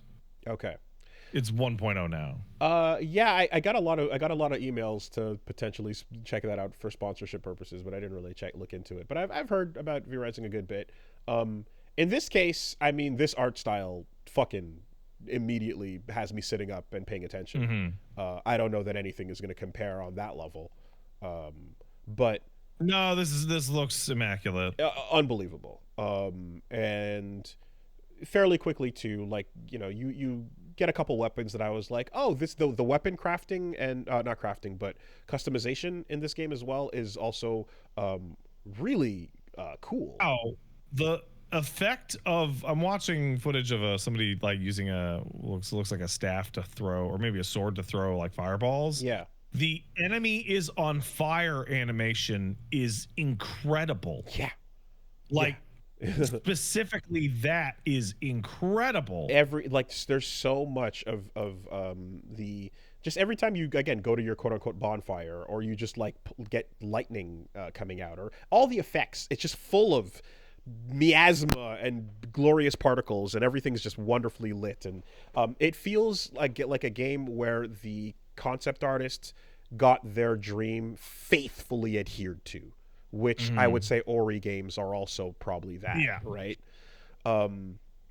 So when it comes to the other thing that kind of had me booting this back up and putting a lot more hours in after I streamed it, was when it comes to weapon customization, you get everything you pick up. If it's, I guess, what do you call that? White items? Is that the term? Or gray items? Whatever. It's like base level, you know? Rarity, white, yeah. common rarity. So does this is a pet peeve of mine, but does this use like the agreed upon rarity structure? Because like some games try and fuck up the colors and it's like the worst fucking thing ever. And you go from basic common gray to blue is rare to blue is one level up from that, like somewhat rare, or I forgot the terms. Purple is actually like rare, holy shit, and then best is gold. Okay. White, green, blue, purple, gold. Yeah. Okay. Yeah, that's the correct one. Yeah. Yeah. Okay. Right. There you like go. there's been a couple of games that have like inverted blue or green, and it's so confusing. Wasn't there? I feel like there's a game where like there was a yellow for common, and then it went from that's awful. White, that's awful. And it went from white to a goldish yellow, and then Jesus to blue, and then Christ. to purple, or so. Somebody asked, "Where's red?" Red means unequipable. Red. That's bad. the level. Red is so bad. It means bad or broken or something. Anyway. Yeah, so in this case, you take your common item, and then whatever it is, you have 4 rune slots and 4 infusion slots, right? And what you basically get is materia slots on every weapon. Okay. But the first 4 are when you pull the weapon out, each face button does one of these special moves that uses your special meter, and it can be a weapon art essentially, right? Okay. So imagine you have like your Can you describe the materia slots, what they look like slightly more? Sure. So I mean, it's just on the weapons like information screen, like you'll have a great sword, 2-handed, and then it'll be like Y button has this rune slotted in, which is a overhand swing, right? Okay. B button, A button, X button are empty. Go find a rune you want to put. Okay. So what this is Path of Exile's fucking action thing, but assigned to a move set instead of just raw statistics. Okay, but because Path of Exile has that materia system for its weapons. Yeah. But it's like unlocks a move and then all the fucking supplemental additional statistics onto that move, whereas this one is each button is a different move. But it's also what you described, because each of those 4 buttons on the face are, so you have your weapon, right? Again, greatsword. You have your basic greatsword sequence combo, and your roll attack, your running attack, etc. Right? Running combo. You have a parry, and if it's one-handed, you can have a shield out. If it's 2-handed, you're committed. And then you hold your special move button, your focus button, and then you can do one of those 4 abilities that you put on, right? If you pull one out, the weapon breaks. So the whole weapon. Yes. So whatever you put in, that's okay. Whatever you put in is a permanent choice for what those moves are for that weapon, right? If you find a duplicate, you pull one out, the weapon breaks, and you put it into the one you love. Okay. So then you get your 4 moves that you have and you like or whatever. In my case, I put, for example, a giant sweeping overhead swing, a launcher thing, and then I put a healing spell into the second slot on the rune, right? Separately from that is these other slots that are, there's another 4 slots, and these are passives that are electric damage, okay, that's a lot. Adds healing on parries, or does extra poison damage or whatever. So you have 4 slots of passive thing on the weapon that you can customize, and 4 slots of move list to customize with, right? So you can affix whatever you want to it. I can't wait for people to optimize all enjoyment out of this system. So The way they do for Path of Exile. It's there's those elements to it, and you have that with your basic item that you pick up and so on. But if you then go and upgrade its rarity to make it a better weapon overall, you lose 3 of those passive upgrade slots and 2 of the move slots. So you get a bunch of other shit dropped on your weapon, and its rarity goes up and its strength goes up. But in exchange, you don't have that full move list. Yeah, this sounds miserable as fuck. It's not that bad. It is much simpler when you're kind of looking at it, but the overall feeling I get, and the reason why I didn't mind it compared to what I was describing with the say like minor tweaks in Zenless, for example, is that like these are major customizations that affect your entire move list, right? And then there's a visible new button to hit. Yes, it's which move do you want to do with your sword? You can do a bunch of them. So if you want to equip ashes to your Elden Ring weapon, what if you had 4 ash slots? You know? And then if you wanted it to just be elemental aspects to it, you can add that to a different set of slots essentially. And then if you want, and then like as you upgrade its rarity so that the numbers do more and whatever, then you lose the amount of ashes you can put in exchange for all those other things that happen. I'm describing it in this way, but it's actually pretty good. I get it. Just like there's like an emotion that happens in my chest when you describe pulling items out destroys the item that makes me go. Ugh! But like I understand that you have a really good gem you want to put in a direct replacement for the weapon that you just got. Right? You got the same greatsword but better. Exactly. So you're pulling the rare gem that you want and put it, but still. And then those same things that I'm describing, you can also equip into like your armor if you want like your armor to be like, hey, the thing that makes my sword fire or my arrow fire, if I put it on the armor, it means that something that hits me is going to take a point of fire damage. You know? So like they're very drastic ways to affect your build and such in playing this, and you can customize pretty drastically while doing all of this independent of your stats, you know? Okay. So that's something that I thought was really interesting, because like if you commit to a strength build or a faith build or an int or such, it'll restrict what types of weapons you can use, certainly, and you know things will scale better if you focus on a faith-based weapon and a faith-based spell or whatever the case is. But these other separate elements I'm describing allow you to really do things with your character that are not tied to those stats necessarily. So it in the end it allows for a lot of freedom with the type of character you end up creating, which I find pretty cool, again, because it's like they affect your build in drastic ways, not minimal ways, you know? Okay, so one of the things I was thinking about, well, one, I saw footage. I'm watching the footage as you're talking, and I saw them chop down a tree. And this is such a stupid thing to say. That's a really good chop down the tree. You hold it like each if chop. You're gonna be, if you're gonna be doing like daily task type shit, the behind it actually helps a lot. The second of which is this will have co-op. I was like thinking here, like, why the fuck do they let you go to other servers? It's so fucking weird. They took co-op out for the early access release because it wasn't ready.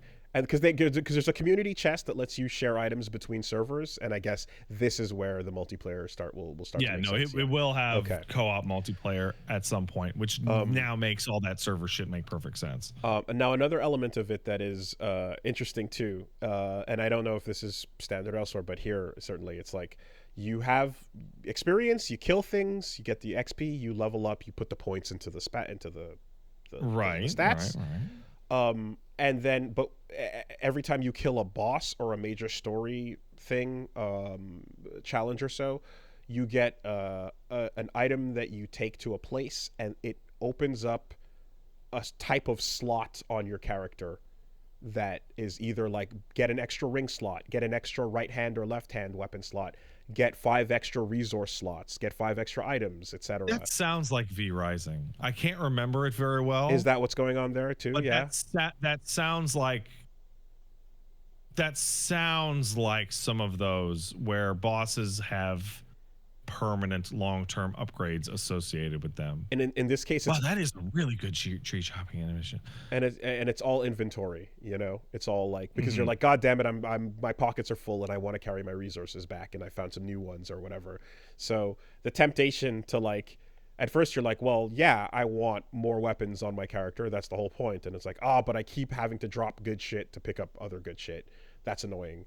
Or more ring slots. Inventory space is incredible in these types of games. Like you can never have enough. And then there's times where it's like, one of the first things that randomly dropped for me my second run there was like a weak ass pair of gloves that have slow health regen on.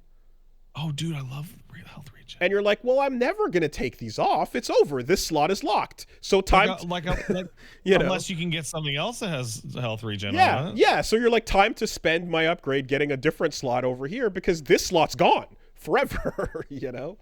Yeah, you should. There's a lot that you're saying that is V Rising adjacent. A lot like V Rising. Gotcha. Okay. But also like this, everything about like base building / action game like aesthetic, like there are like 40 of those now. Okay.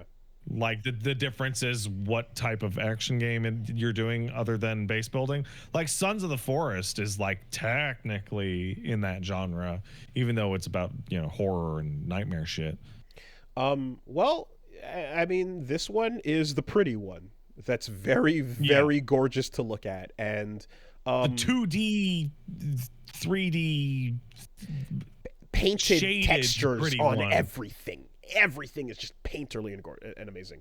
And also, setting story characters, great. Very cool. Yeah. So far, so good. Everyone you talk to is fully voiced and has multiple lines of dialogue. Random people walking around town all have tons of things to say. Do more people show up in your town as you build it up? Yes. Like ambient people? Yes. Oh, I like that. So the old bar wench that was complaining when you got there, she's like, my useless husband got himself lost in the forest. And then you go find the husband and you're like, you brought him back. And she's like, I guess he's back. And she's like, whatever. Like they like, I hate my husband. Why'd you keep bringing him back? Exactly. And then you upgrade their inn, and now a bunch of new NPCs are around town that go to the inn or stuff and whatever. Like someone from the intro of the game came back once that inn popped up. And then as you upgrade the inn more and more levels, I assume there will be more, characters to talk to and things going on as well. And just in terms of like setting up the whole who you are, what's happening. There's a bunch of just fucking characters, just incredible people right away. There's shitty Joffrey type motherfuckers. That's quite a claim right off the bat. Like royal assholes that establish themselves right away. You've got Mouth of Sauron style cultists with their whisper line delivery. You've got a whole bunch of just characters all doing it, and they look great, they sound great, the voice acting is fantastic. People simping hard in the chat for the Zealot mommy, exactly. Nothing in terms of visuals, artistic story elements, etc. to say except great stuff there. $2 in early access. Oh, how much? $52. Canadian, yeah, okay, yeah. Ooh, that is for real. Okay, well, it's a full ass game, I guess. I don't know what the limit on how close I am to the wall of content is, but I've noticed that after it's been about maybe 15 or so hours or so, I think. after each like major chapter section, the world resets and the difficulty increases. I'm at a new challenge where it's like everything in the new story quest area is annihilating me in 2 swings, and I'm barely doing anything to them. Yeah, if this follows the type of general feeling as like a Valheim or V Rising or whatever, the new like divisions will be like a completely new game. Like start the fuck over in terms of your whole progression. So like you're already back to being a little baby. Right. Like, so, I mean, what you so by opening up I made a home file versus the stream file or server or whatever, and then like was able to just blast through, obviously, with the stronger character initially and catch back up. But once you hit that wall, then it's like, okay, time to go chop some trees, build some resources, upgrade the town. Chill the fuck out. And when I upgrade the town, that means the blacksmith can make my weapons better, and by making my weapons better, I can go to the magic lady who can infuse them and make my moves better. And when I have more moves and better shit and all that, now go tackle that super hard area and see how you do. It is fascinating that the amount of games we're playing now that are built around capital G gamers need to do it right the fuck now. Mm-hmm. Right, like we talked about Zenless, we talked about this, and both of them have enormous amounts of systems that are just like, why don't you just chill the fuck out? Why don't you just fucking just put it down for the day? Go relax. Yeah. So there's a bonus. Okay. And people go no. Okay. So besides the timer clock, there is there's beds. That when you make the inn, you can go lay down in a bed, or if you buy a house, you can make a bed. Lying down in the bed, it's like time passes or whatever, but your character just sits there, and then it's like if you log out of the game now and 4 hours pass, when you log back in, you will have buffs for sleeping. That's great. So just make sure to go quit while in a bed. And when you come back next session, you'll have shit, right? Rest XP, is that the deal? Yeah, okay. So that's rested XP. Yeah. Okay, there you go. So it's got that in this, again, so far single player context. Rested XP. I don't know if you're familiar with the history behind it, but it's so fucking funny the way that the mechanics on the original batch of Rested XP happened. I think you described this like many episodes ago.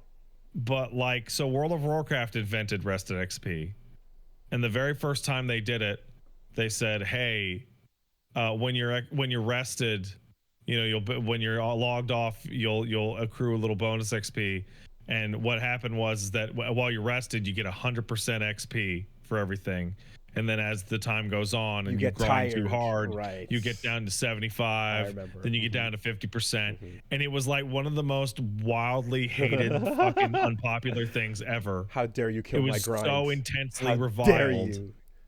And then they went into the fucking numbers and they changed it that when you were rested, you got 200% XP. There you go. Wink. There you go. And then you would fall all the way down to 100, and they changed 50. just enough of the numbers to make it look like you were actually getting it, but it was still slower than it was before. And like, so the amount of experience didn't double. You just, the number it told you were getting. It doubled compared to what it would be when you're not rested. So like FF14 has rested XP, and so if you have a character that's higher level than yours, that's high enough level, and you're low enough level, and you have buffs on your thing, and you have rested XP, when you kill something, you'll get like a pop up that's like the XP amount, and it'll go like plus 283% XP, and you go, wow, I'm really making a lot of progress. Oh my god. And then you eventually run out of those and you're down to 0% bonus and you're like, oh, well, I should stop for the day because it's just not worth it. Mm-hmm. I mean, if you show the real numbers, which like in this case, you can go on and show damage, show stats, show poise, etc. Then you can see the real number of like that thing you killed that was 50 XP is now going to give you 75 or whatever the fuck. Yeah. But anyway, well, that's how people figured out that the whole thing was fucked right off the immediately. Like, despite the fact that everyone knew it was fucked and it was a trick, within like a week, it still worked because the number looked nice when I hit the psychology of looking at it is so much stronger than the psychology of knowing it. Okay. Yeah, and so the last thing I hit was an area after a bunch of story shit popped off. Is an area that is essentially like a chalice dungeon of sorts, where it's like you have to spend a consumable for an attempt at this super hard zone. And if you fail, that's always fun as fuck. If you fail, you get kicked out and have to go get another consumable. And I mean, I stacked up a bunch, so I have like 30 or 40 attempts on me. But fucking forget losing progress. How about losing ingress? And then go farm the world for keys to attempt this type of dungeon again. You know. So I don't know how bad that's gonna get. Hopefully that isn't as annoying as it seems like it could be. But right now I have like 40 or so attempts, so it seems fine. If I'm ever grinding for that, then fuck that. But yeah, early access. A lot of the shit it's doing is very cool. Combat, once I got the hang of it, I do like what it's doing. The parry window is a little sussy, but that's mainly because your camera is overhead and not like sussy wussy. Indeed. Fuck. Oh. The parry window is sussy because it is. Jesus. Because when the camera's not behind your shoulder and a tracking overhead is coming down on you, if you press it too early before the point of the actual weapon, it's not going to work. But like sometimes the camera obfuscates your visibility in those cases. Fighting a boss from 11 or 10 o'clock is a bad idea because you can't see what it's doing while it's blocking you off. I have a silly question because you described it as a parrying mechanic. Is the parrying mechanic in this game hit it as it touches you or before it touches you? Because games deciding that it's one or the other causes me no end of consternation when I'm like, I'm hitting it as it makes impact. Oh, is that too slow? Yeah. In this case, it is on the moment that the damage, noise, and impact would have popped. Okay. So see, I find that a lot easier to actually internalize. Yes. Because you're used to when an enemy rolls up to you and goes right? Yeah. That's the rhythm of its sequence. Or if it does like a big charge and goes you know, like you have that rhythm of getting hit, you internalize and then eventually are able to time the moment of impact correctly. You do that. This applies to also all the character action games we love. Parry timing should be the moment the frame you're getting hit, not early on that. Elden Ring's new Just Defend mechanic is like that. Is like, are you blocking in the instant that you would have been going through a damage fucking phase, like a damage reaction. Now, if it's an attack with a guard point, we can give it a range of time, and that's okay. You know, if there's like a hit me now for this window of time and then I'm going to do something else, then, you know, that's fine. But if it's for parry purposes, on the moment, you know, and in this case, you do it, poise breaks, enemy drops, do your thing. So anyway, pretty cool, especially after that first hump. I think the episodes going up, you see me kind of get used to it and stuff, and then I enjoyed it a lot more afterwards. I mean, that's the full price. I guess it's a $40 game in America. That the early access is the full price of the game that it's going to be on release, I suppose, and they're going to build it out from there. I'm going into this also knowing that, you know, likely going to lose all this progress and saves and stuff, but you're going to want to start over for sure. Like I'm like these types of games that are like long-term meta progression of an environment, like they at various points during early access, they'll probably just wipe your progress straight out. Yeah, I'm fully expecting that in this case, and I know the deal, but you know, while it's annoying for things like your Animal Crossing fucking Pal Worlds base building stuff, the skill for that I'm learning in combat is staying with me. So I'm happy to just be like, okay, well, at least I can still fight competently, and that experience will carry over. You know, so yeah, it's definitely worth a gander. And I knew this, but I also just feel dumb. I'm like, yeah, I always wanted to get around to the Ori games and never did. Just visually, I really strongly disliked the first Ori. Okay. Like a lot. There was something about there's something about the movement and the double jump that just fucking drove me crazy. Just not non-specific general game feel. Okay. The second one felt way better. Okay. Like way better.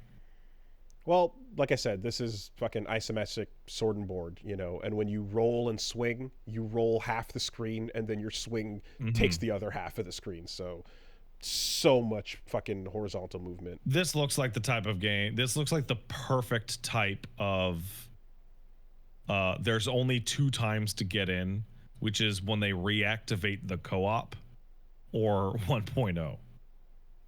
Because I'm looking at it and I'm like, wow, that looks great. And it looks like the kind of thing that will dramatically improve on the way to 1.0. Yeah. What's there for now, though, is a lot of fun. And I do like the ability to, again, put like 4 weapon arts or ashes into a weapon and like be like this. Or when you pick up a boss weapon that drops, for example, like a special greatsword that one of the first boss drops, it has like 4. It has a stinger on it, a buff, a scream, ground spikes, and then you know what I mean. Like it's got like 4 really good moves on it right off the bat, and I like move list modification and how that plays into your gameplay as well. I'm way more interested in this than I was in either of the Ori games. Yeah, consider. I'm glad they're putting their art style towards a type of game that I'm much more interested in. Sure, and the one that can make a lot more money. Yeah, you know, over time as it goes. So that's No Rest for the Wicked. Pretty good so far. Just keeping in mind the early access foibles. All right, there was one other game I took a look at. And it was called Lorelei and the Laser Eyes. That is on my wheel. It is deep in the wheel. From Simogo and Annapurna, so the creators of Sayonara Wild Hearts. And this time around, they are ditching the 1-hour musical trip journey for a puzzle fucking ass puzzle game, and off the wheel it comes. Okay, so it depends on what kinds of puzzles. Straight up just pulled it off. Wow, that much? Damn. Do you hate all kinds of puzzles no matter what? Okay. No, but like it's always so frustrating. Okay. Because there's the Baba is You style puzzle, which is learn to think correctly, right? And then there's the I don't know. Then there's the witness style, like, or you know, like it's in there. You can learn using context clues, but like you're also gonna have some shit that's like getting really obtuse in its inferences, and then there's this where it's like you can infer most of what you need to, but the game straight up tells you there's going to be some stuff that requires an understanding of like things out that might be outside the game, and like it tells you like, okay, you need to know. For example, it says like be familiar with it describes it as Arabic numbers, which are the numbers that we all know. Roman numerals, right, and those come into play and such. Astrological signs, right? It's a couple of these things. And to be fair to the game, you do pick up notes that do describe these things to you if you're unfamiliar with them. But like there is a wild moment in solving one of the puzzles in this game where if I'm going to spoil one of the puzzles in Lorelei and the Laser Eyes that like fucking brain this made me realign and readjust my expectations after this. It's a puzzle where you have to figure out a solution that's a number, and it says the exact text of it is like it gives you 2 or 3 sentences that are implications of like what the number might be. So it's one of them says like count your teeth, for example. Right. One of them says one of them describes the like the element on the periodic table that lines up with the number that is the solution here. Oh, well, that's fairly easy then. Okay. And then one of them is it says Agatha's detective. We tried to call Agatha's detective, but he moved to a different country. Well, and you're like, they're talking about Agatha Christie. Okay, now who's Agatha Christie's detective? Of course, as you put me on the spot, I can no longer remember the fucking name. So, Poirot. Oh, it's Poirot. Okay. Okay. Now, first of all, I know Agatha Christie is an author. I don't know about her works enough to be able to pull that name out. So I just didn't have that knowledge to begin with. But, yeah, I knew it, but I didn't know it. Okay. Does that make sense? Great. Now, where is Poirot from? He's from France, I believe. No. He's from Belgium? Yes. Okay. What is Belgium's area code? I don't fucking know where That's the answer. Why would you assume that it's the fucking area code of where he used to live? Because it instead says of the new place. Because the sentences we tried to call Agatha's thing, but he moved to a different country. Tried to call. So that's a sentence that you read and like, what the fuck, man? I was right to pull that shit off. And while there is a thing that says here's some Latin phrases, here's some Roman numerals, here's the astrological figures, etc. I did not find any document that says anything about Agatha Christie or her works or what the area code for Belgium might be. So what the fuck, right? But hey, within that same puzzle, if you go with the periodic table clue or the number of teeth clue, you might still land at the same answer. So it's okay, you know. But there's those moments. If that excites you, if you think that's cool, then you're in the target audience for this game, you know. Visually, it looks like a fucking Suda 51 game. It looks like Killer 7. It looks very, very much like Killer 7, but in black and white. Yes, you're walking around a mansion that's a Hotel Dusk-esque situation, and everything's weird and creepy. Nothing makes a lot of sense, and you're also looking at a lot of weird visuals that are similar to the way the visuals in Sayonara Wild Hearts kind of came together, which are, you know, cryptic and they imply things, but you're not quite sure what. And the overall vibe is strange but stylish. You know, when you walk up to anything, there's the buttons on the controller. Like it's almost like it could be a 1-button game plus directions, because you walk up to anything and then the thing to interact with flashes.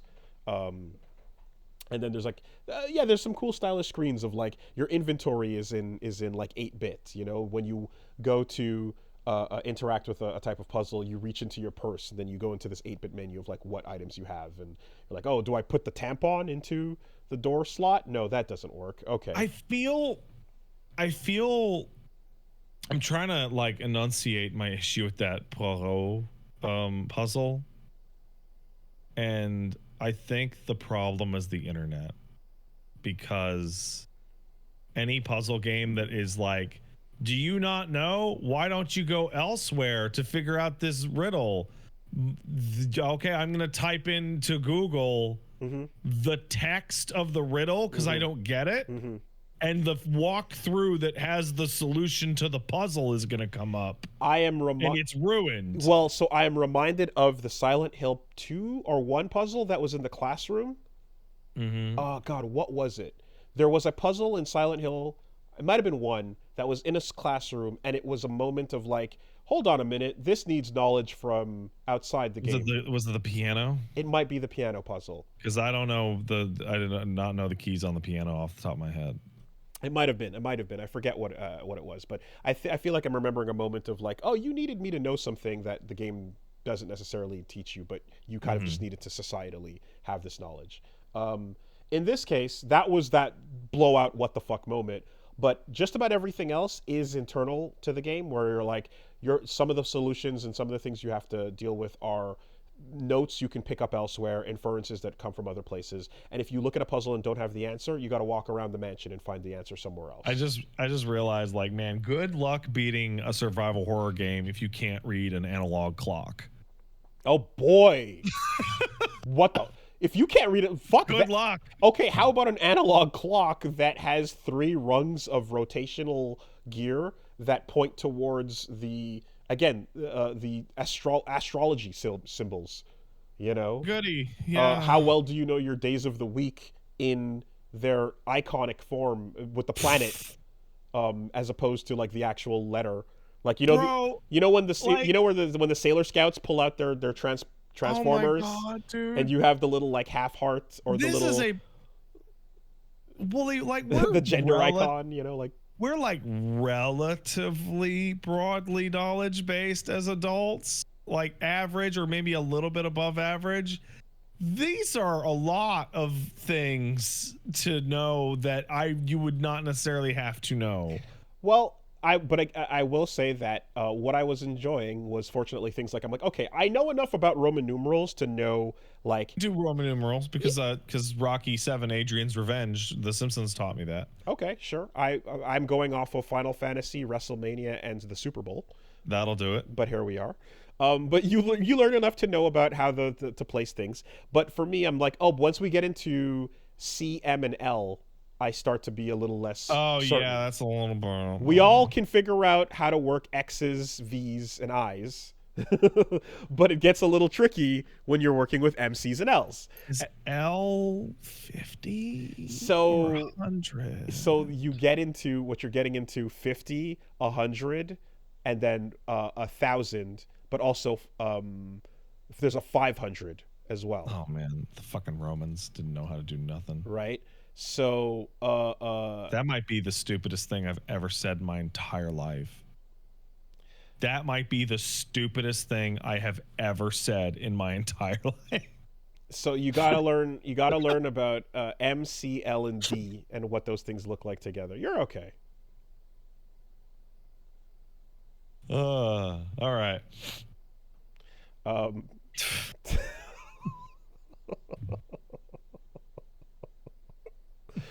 I mean, to be fair, they learned a lot of it from the Greeks, and yeah, that's right. Yeah, you know, and so on. But and anything with the word "al" in it is Arabic, right? Anything with algebra, al-Ghul, etc. Yeah, Al Gore. That's not. Yep. Yes. I don't know. It follows along. That's all right. So when you are, and that's where I'm like, okay, as we now have to translate a like a year into Roman numerals, I'm getting confused, but there's a reference point you can go back and look at, right? So what ends up happening is, like, I will say 90% of the puzzles as you're walking around hit you like IQ test puzzles. I was scrolling through somebody's footage and I saw one that was like rotate the block inside your mind. Yes. That's just an IQ test question. Yes, there are straight up IQ test questions, and you solving those will open up some doors for you and make you progress. You know? That's some people can't do that. I love those things, and I do enjoy them. Staring at them silently for a while. I love the cube rotating ones. Yes, right. There's literally, it's like you're looking at, like, here's some dice, right? Yeah. And like each die tell me what the missing face is supposed to look like. Right. Yeah. No, those are fun. Those are fun. Like, some people cannot do those. Yeah. That's unfortunate. That sucks. It is one element of what they bring about, and you know, I guess, like, there's an element too of, like, not every thing is going to be mandatory for progression. But yeah, for the puzzles though that are like that I really find fun, what I have a violent, almost visceral response when one of those puzzles is done poorly. I get crazy upset. Yeah. Because I'm like, I'm going through, there's a book of puzzles you're going through, and they're IQ test puzzles, and each one is solving a different type of lock you need to figure out. And like, I'm like, okay, this makes sense, this works. And then I hit one where I'm like, no, this is wrong, and this sucks, because you're not, even if the answer is something here, you're not giving enough to infer the correct, like, there's not enough of a hint to get you started in the right direction. Like, if the solution, if the solution requires you to, if you're unable to confirm if you're even walking down the right path to begin with at all, and there's no distinction between walking down the right path and 50 wrong ones, this sucks. This sucks right away. You're describing why I personally don't like puzzle games, which is that I personally have an incredibly difficult time putting my feet in the shoes of the person who designed the puzzle and figuring out where they want me to go with it. Like with any survival horror puzzles are lock and key. 99% of them are like lock and key or information, solve it below, right? So I don't have any trouble with that. But I have a really difficult time intuiting the original design of the person who built this puzzle for me, and often go down tangents. And like, people watch this live where I'm like, I'm doing all sorts of math, and they're like, what the fuck are you doing? This has nothing to do with the puzzle. Because I just happen to be focusing on the wrong text in the question. Right. So this is where, like, the best way this plays out, and the way things should generally go for maximum enjoyment, is the way you kind of hit it with, even with Baba Is You is a perfect example, right? You're looking at, well, no, because I know, but here's what's happening while we're just, when you're hitting these types of puzzles and you're trying to figure it out. You're looking at some information and you can't parse what the pattern is or what it's necessarily, what's missing, right?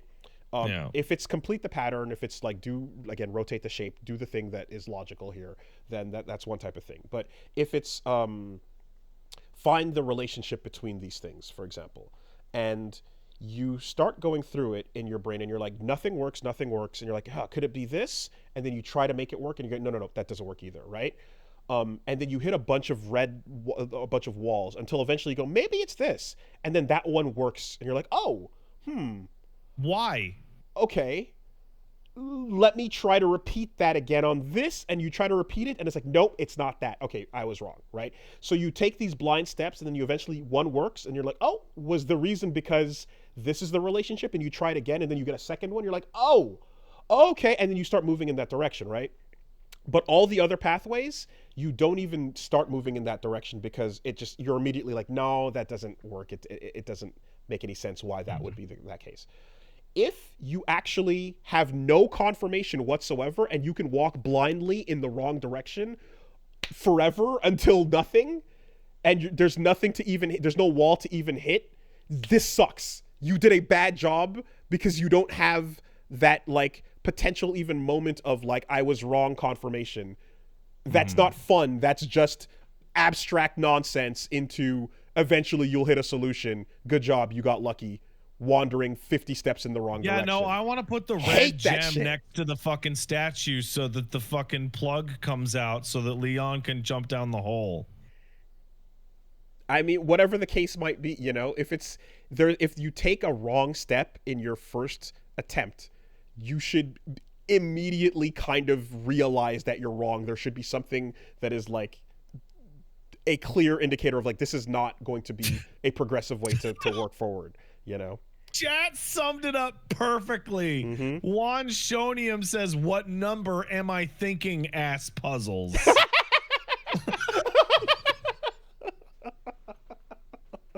Exactly. That's exactly it. 100%. I'm thinking of a number. What is it? Nuh-uh. Nah, you close though. Was I? No. I get so mad, right?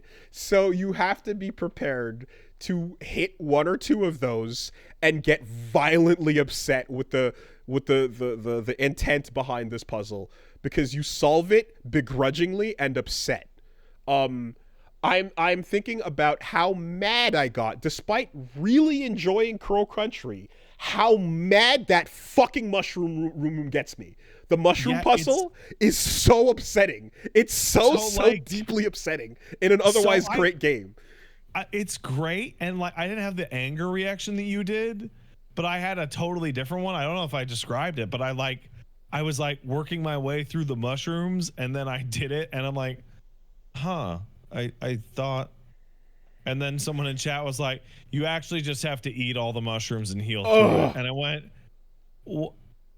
what? Like, that's not even a puzzle. That's terrible. Like, I was already like, and I was already like, wait, do I have to know the scientific name of each of these mushrooms along with their casual name? Because that's what I was doing. I'm like, oh, that sucks if that's what it is. But it's not even remotely. And it's like, oh, we start bad and we end worse. This is infuriating, when other puzzles were much more like, no, you took the wrong step. You can see that's the wrong step right away. There was no accidental fucking wandering and what number am I guessing moment, you know? Anyway, so man. Every time we talk about this, I just have to fucking think about The Witness in my heart for like 30 seconds and then just be like, that game is the feeling of bending your whole body around so you can look at your own asshole. That game is just... I can't climb deeper in. I never finished it. I hit enough walls that I eventually got like tired and didn't come back to it. But I did have moments of holy shit, that was awesome, that I hit before I quit playing it. And they're practically like, I'm not going to bring them up because they would spoil a lot of the entire game, really, to even infer what they are.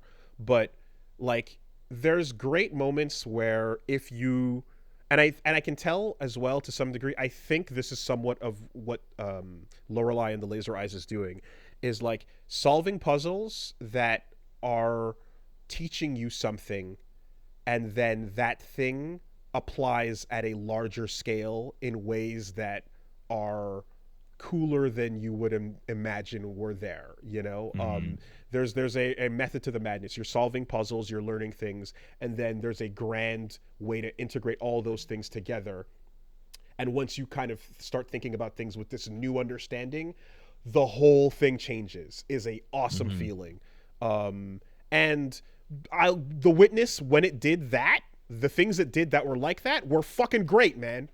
I don't want to describe it, but there's a moment or two where you go, oh shit, I see what we're doing here. That feel great. I love the part when you got to the top of the mountain and you found the big secret message, and it was, don't vaccinate your kids. What the fuck are we? Jonathan Blow's crazy, man. What are we talking about? What is happening? I don't even know what that is, dude. Just the whole game just felt so up its own ass. You're just walking around looking at a bunch of puzzles, and the feeling of fucking, oh, I'm so smart. Oh, I'm so smart was just like so overwhelming. It was so annoying. I hit some moments that I thought were cool, and I'm gonna make a game that Soulja Boy can't make fun of. The game. I am curious though as to like what particularly feels that way in well, anyway, whatever. It's fine. I can tell you, there's a specific moment that like ruined the whole game. It's when you unlock that fucking basement and you go in and watch like a fucking 20-minute clip of some fucking British guy. The video. Waxing poetic. Oh, yeah. Okay. And I'm like, oh, the whole fucking game is just the video jerking itself off, and I'm sitting here helping guide the strokes. Oh, sick. The stuff that is happening, in Lorelei is what's cool about it too as well is that like it's bringing you different flavors of puzzles. So you might like some more than the others, but there's some that are like, most of it is numerical, but there's some stuff that's logic. There's some stuff that's just like fit square key into round hole, or does it fit? No, yes, whatever. And then there's stuff that's like, oh, here's like a shredded poster, piece it back together, you know? Yeah, like it does give you also one of the most in-depth instruction booklets ever that is like, if you've never played a video game, this is breaking down literally everything about it, including how to think in some cases. Okay, so wait. It'll give you explanation on how video game go, but where does Hercule Poirot live? So, and I think, yes, it's nuts. It's nuts. And I think the reason why it's so descriptive is because I'm imagining playtests occurred, and then after watching people rip their hair out, they went, okay, so this game features money. You will occasionally pick up American dollars. Those American dollars are not necessary to the completion of the game. However, spend them wisely. You only get them once, and you can unlock certain things with them. You know, it's like telling you that, like, hey, these things matter and these things don't, right? The instructions right off the bat tell you there is a moment where a character might point a gun at you. If you then do not solve the problem, your game will be over. You know? So when that's so fucking weird. Right? And it'll also be like, you need to save your progress. You will only load the progress you have saved.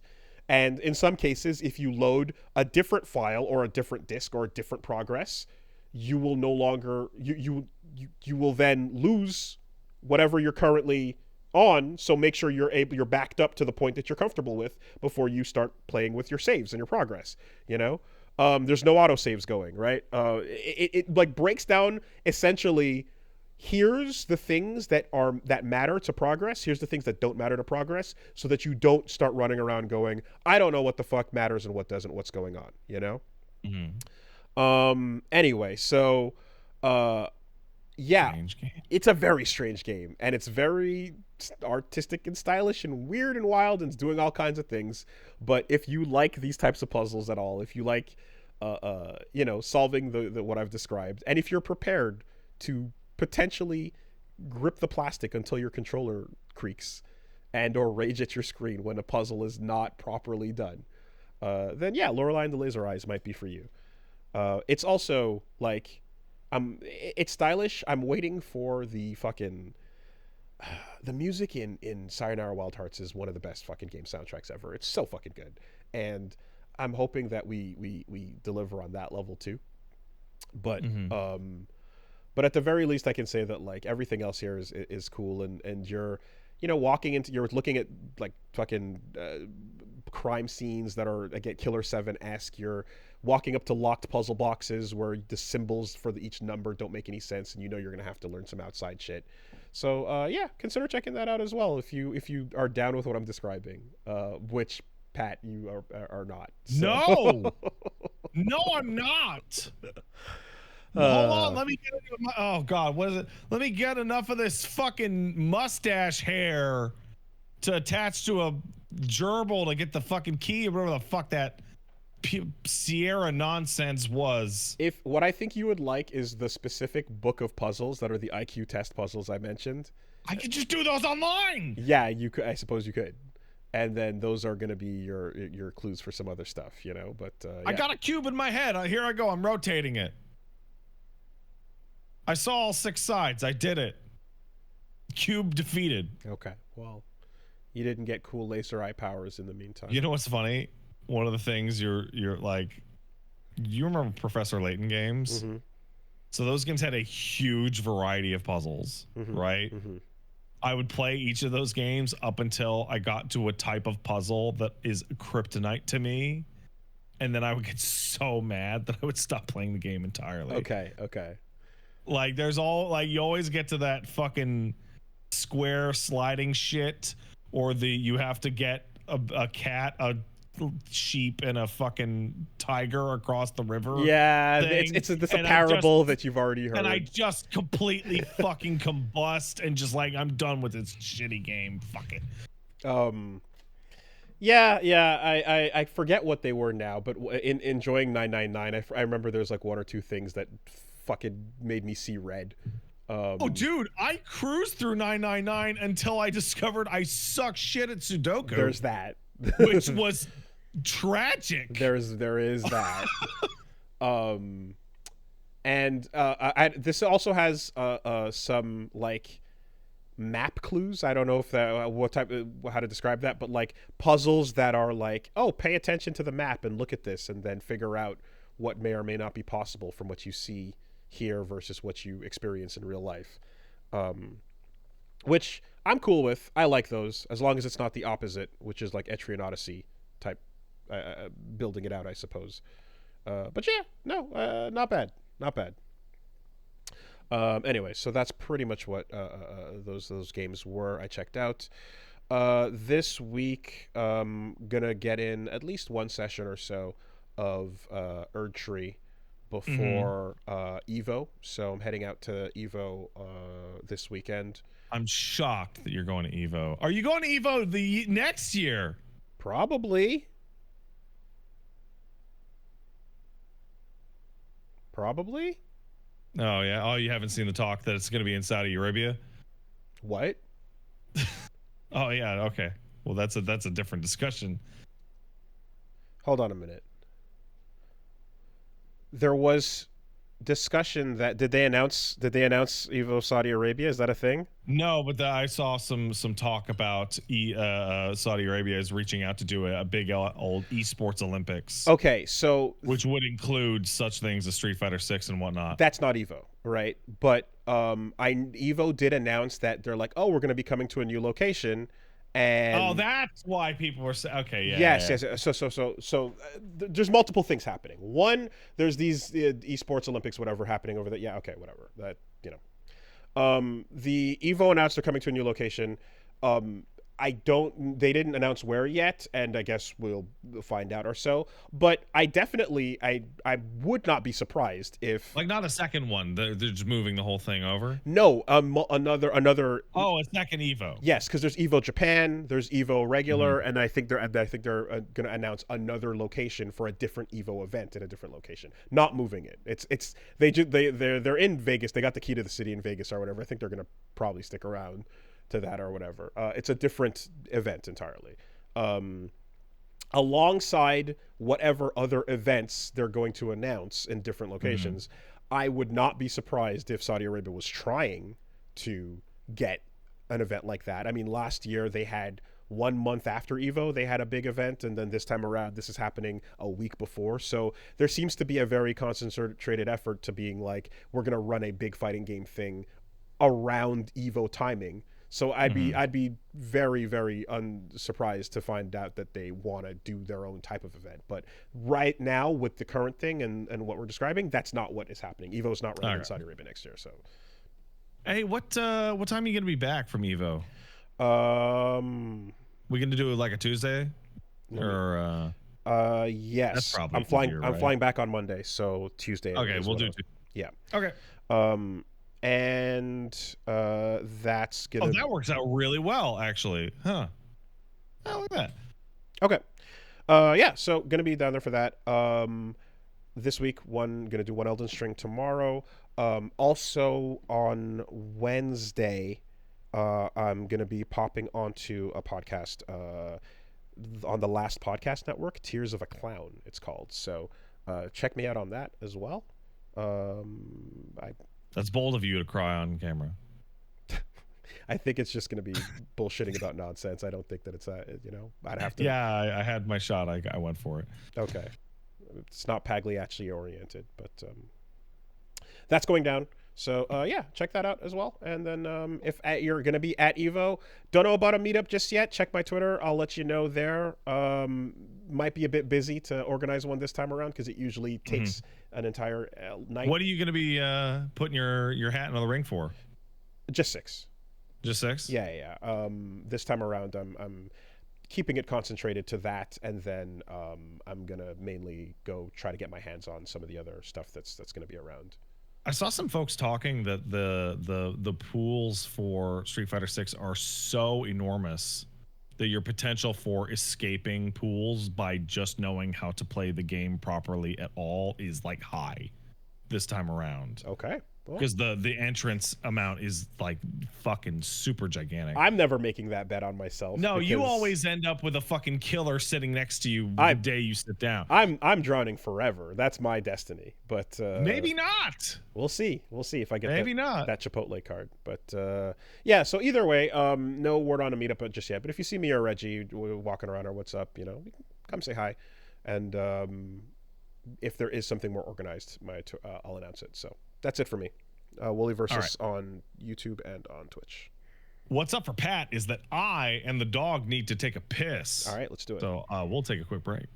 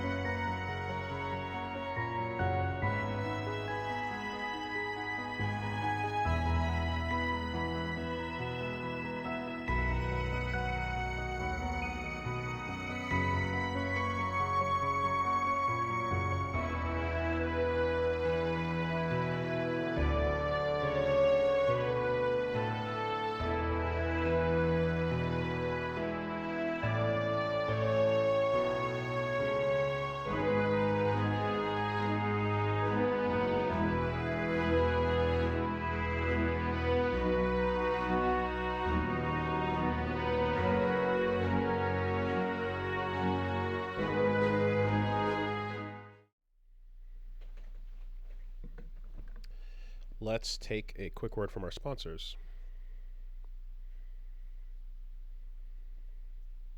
This week, Castle Super Beast is sponsored by Shopify. Ching is the sound of a sale. I mean, these days, not really anymore. You just kind of tap and beep, and your phone goes doo-doo. Anyway, Shopify is Shopify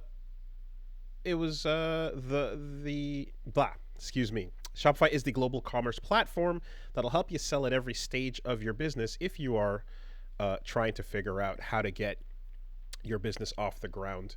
I don't know what I'm doing. In many cases, you might not even know you have a business before you even have one. Having a podcast or doing Let's Plays at some point might eventually turn into selling a t-shirt or some stickers or some merch of some kind, whatever the case might be. And when you have to get into that, I don't know what I barely understand how to get going with a microphone and a recording device. I'm wearing pajamas right now, man. I don't even know how to dress myself. People took point bets on whether the stream would freeze your camera, which it didn't this time because you fixed the hardware acceleration. I think I fixed the problem, but people were taking bets on whether or not the camera would freeze. So I don't know what the fuck's going on. So when it comes to selling something, you know the help I can get.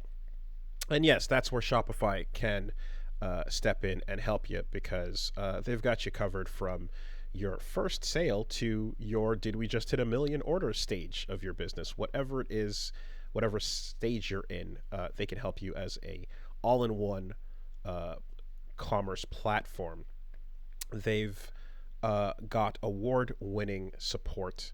They've got the best conversion rate on the internet, 36% better than average compared to other leading commerce platforms when it comes to turning browsers into buyers. And they're powering 10% of all e-commerce in the US with brands like Allbirds, Rothy's, Brooklinen, and millions of other entrepreneurs of every size across 175 countries. So they can keep track of your data and everything that is going on with getting a product, getting a sale, shipping it out, getting it to the customer at all scales, at all sizes. Check them out, because when your business grows, you want a commerce platform that can grow with you. So sign up for a $1 per month trial at shopify.com/superbeast, all lowercase. That's shopify.com/superbeast. Now to grow your business no matter what stage you're in. Shopify.com/superbeast. Thanks, Shopify. Thanks, Shopify. This week, the podcast is also sponsored by Henson Shaving. So, we've talked about them in the past. When it comes to getting your clean razor shave, you can trust the people that are selling you stuff down at the pharmacy locked behind a prison bar system. It's so ridiculous. Where you've got to get your fingerprint and eye scanned before you're allowed. It feels like hello, adult man, can I have my face hair products, please? And you're going through all of that like insane security check to get an awful shave of terrible quality with bad blades. Or you can go with a company that is also responsible for manufacturing parts for the International Space Station and Mars rover. Almost like they know what they're doing. It's pretty crazy. So Henson Shaving has that level of expertise when it comes to your shave. And also, if you are among 88% of men that experience irritation from shaving, that might be because of the quality of the razor and the thickness. It's a huge problem if you're not using the correct kind of blade. They've got again, with their aerospace background, they've got razors that are created using aerospace grade CNC machines, and they achieve a blade extension of 0.0013 inches, which is less than a human hair's thickness. So Is that good? That is an incredibly precise control. Hell yeah, that's good. So you wanna use the right kind for a good shave. And again, we're talking about parts that are manufactured for the most highest level of precision and sensitivity. So yeah, I think they can figure out how to get a good shave going. Check out Henson Shaving. It's time to say no to subscriptions and yes to a razor that'll last you a lifetime. Visit hensonshaving.com/superbeast to pick the razor for you and use code SUPERBEAST. You'll get 2 years worth of blades for free with your razor. Just make sure you add them to your cart.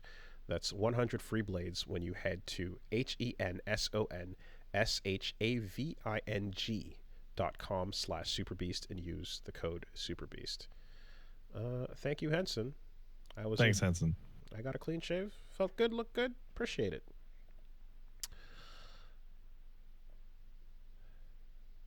This week, the podcast is sponsored by A Better Paradise.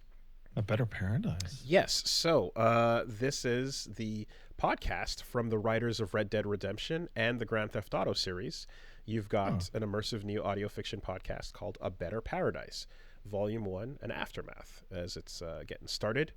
It's a sci-fi audio drama, and it's the first story in an expansive new universe from Absurd Ventures. And it's created and written by Dan Houser, the co-founder of Rockstar Games, who was the creative director and lead writer on Grand Theft Auto, Red Dead Redemption, and Bully, amongst others. And he's also co-hosting with his longtime creative partner, Laszlo, which is, again, a name I recognize from way back in the day. Laszlo doing tons of interviews and stuff back on the O&A days for GTA and Rockstar products back in the day and stuff. So that's a throwback of a name.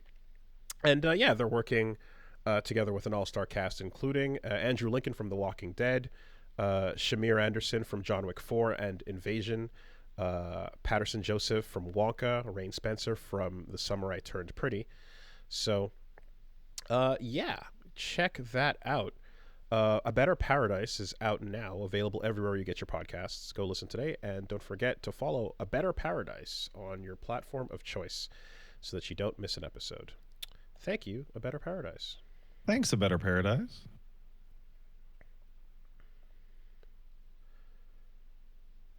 And last but certainly not least, the podcast this week is sponsored by Away. And Away. This is perfect timing because, hey, you're going abroad. I am going abroad. I am going to Evo, and I just got back from Greece, and my Away luggage suitcase is incredible. I still use my other one, and I have a new one as well, and they're great. They're secure. They have great space and compartment saving mechanics in them. There's a laundry bag for keeping your dirty laundry, which is tech I didn't even really think about. I feel so stupid on day 4 of a trip when I'm like, which of these are the clean socks? I don't know anymore. Yeah. I mean, like, there's the bits here with, like, they've got two different carry-on sizes, 2 check sizes, 4 colors that you can pick from. They've got soft side as the new style of Away suitcase that I got. And I mean, legitimately, it's just been, I didn't really think about any of this stuff until I actually started using the Away luggage to travel with. I remember, again, the first ones I had the portable battery in them. Mm-hmm. That stuff's incredible. And with these new ones as well, you have a really cool thing that has the zipper not at the middle of the suitcase, but on the corner of one of the top sides, so that if you need to open it up, you don't need a giant heavy clunk of space to, like, flip the suitcase open. You can just flip the top flap open and reach whatever you need to if you've got to rearrange something while you're traveling as well. great wheels, weight distribution. Again, all of that stuff just works out really, really well. It's legitimately an incredible suitcase. I super find it helpful, especially when I'm doing trips where I'm trying to figure out, is this a giant suitcase trip or a carry-on size trip? And like nowadays, I'm kind of like, let's make it always a carry-on size trip if possible. I don't like checking in when I don't have to, and thankfully with this size of suitcase with the ability to compress everything, you don't have to. So it's the soft side luggage is what you want to check out in particular. These new ones are great. I got a gray one. It helped me with Greece. It's going to help out with going to Evo, and it's great. Check out the new soft side luggage from Away. Head on over to awaytravel.com/superbeast. That's awaytravel.com/superbeast to see the new soft side luggage from Away. Once again, awaytravel.com/superbeast. If you never have to check in luggage again, you will probably save yourself time and frustration. So, yeah, do it. Thanks, Away. Thanks, Away. I used to be the person that would travel with the setup and the monitor, and I'd be the one that would... Yeah, that's fucking crazy. Yeah, because I wanted to have it, and I would also, people would, whenever we went to a tournament abroad, it would be like, oh, cool, your room's got a setup, dope, let's go practice over there, or whatever the case is. I don't want to do that anymore. That's crazy. I had a monitor break on me. Of course you did. Like, it sucks. I used to have a full kit of, back before HDMI era, like a component conversion kit, the ability to like take off the hotel locks on their screens to make sure that you could get any console in there and play. Yeah, I think those days are behind me now. I kind of just want to travel in comfort,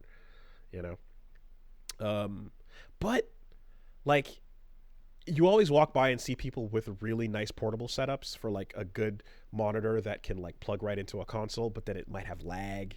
I think Steam Deck is probably just the way to go for like labbing purposes. I think a Steam Deck I think it is. Answers a lot of that. But anyway, we got a guy in the chat says, I have a Steam Deck and a portable monitor. I am good. Yeah. I saw some folks go on the way to Combo Breaker from Montreal that were like just practicing on the Steam Deck. You've got some lag input for sure. You've got your sticks plugging into something that's going to not make your inputs as precise as they need to. But if you're just doing a little bit of practice to touch buttons and stay warm, then that's more than enough. It's kind of like how the PSP and the Vita version, I think, of Marvel 3 was exclusively for labbing, because you had like, it's the only version of the game that displayed hitboxes. That was so strange. They had to put a feature in to sell you, I guess, but ugh. Yeah. Anyway, what's going on?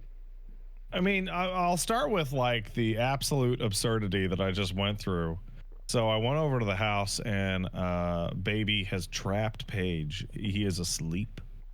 He is middle of nap time. He must not be disturbed. You cannot wake up baby during nap time. Trapped in a compromising position? What's that? Trapped in a compromising position? Oh, well, the baby just sleeps right on your chest. On top, yeah, so you can't move. So you're trapped. Done. Locked. Trapped, yes. Right? But the dog's got to go pee, right? So I'm like, well, okay. And then I look at the dog, and I look at the baby, because Paige is sitting in the chair in the living room. And I'm like, wait a second. The dog can't walk outside, because this big fat dog jumping down from the couch is going to make a bunch of noise. And then clack of his fucking nails. Gonna wake up the baby for sure. All right, I guess I'm carrying this 60-pound pile of shit all the way out of the house. Oh. So it can pee. All right. Putting time on... to go back in, carry this fat ass dog all the way back to his spot on the couch.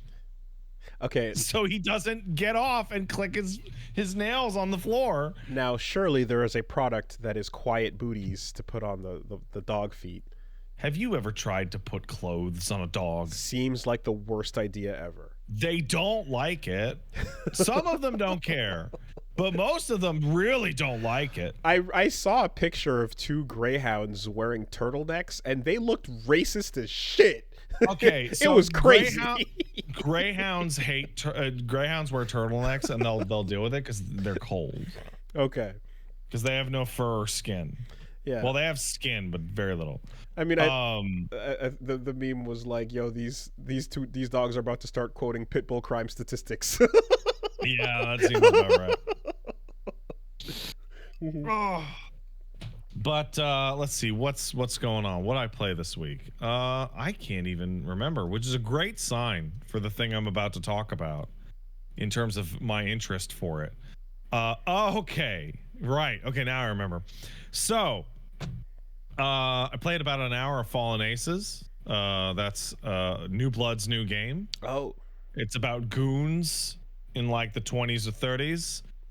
That is an immersive sim. Okay.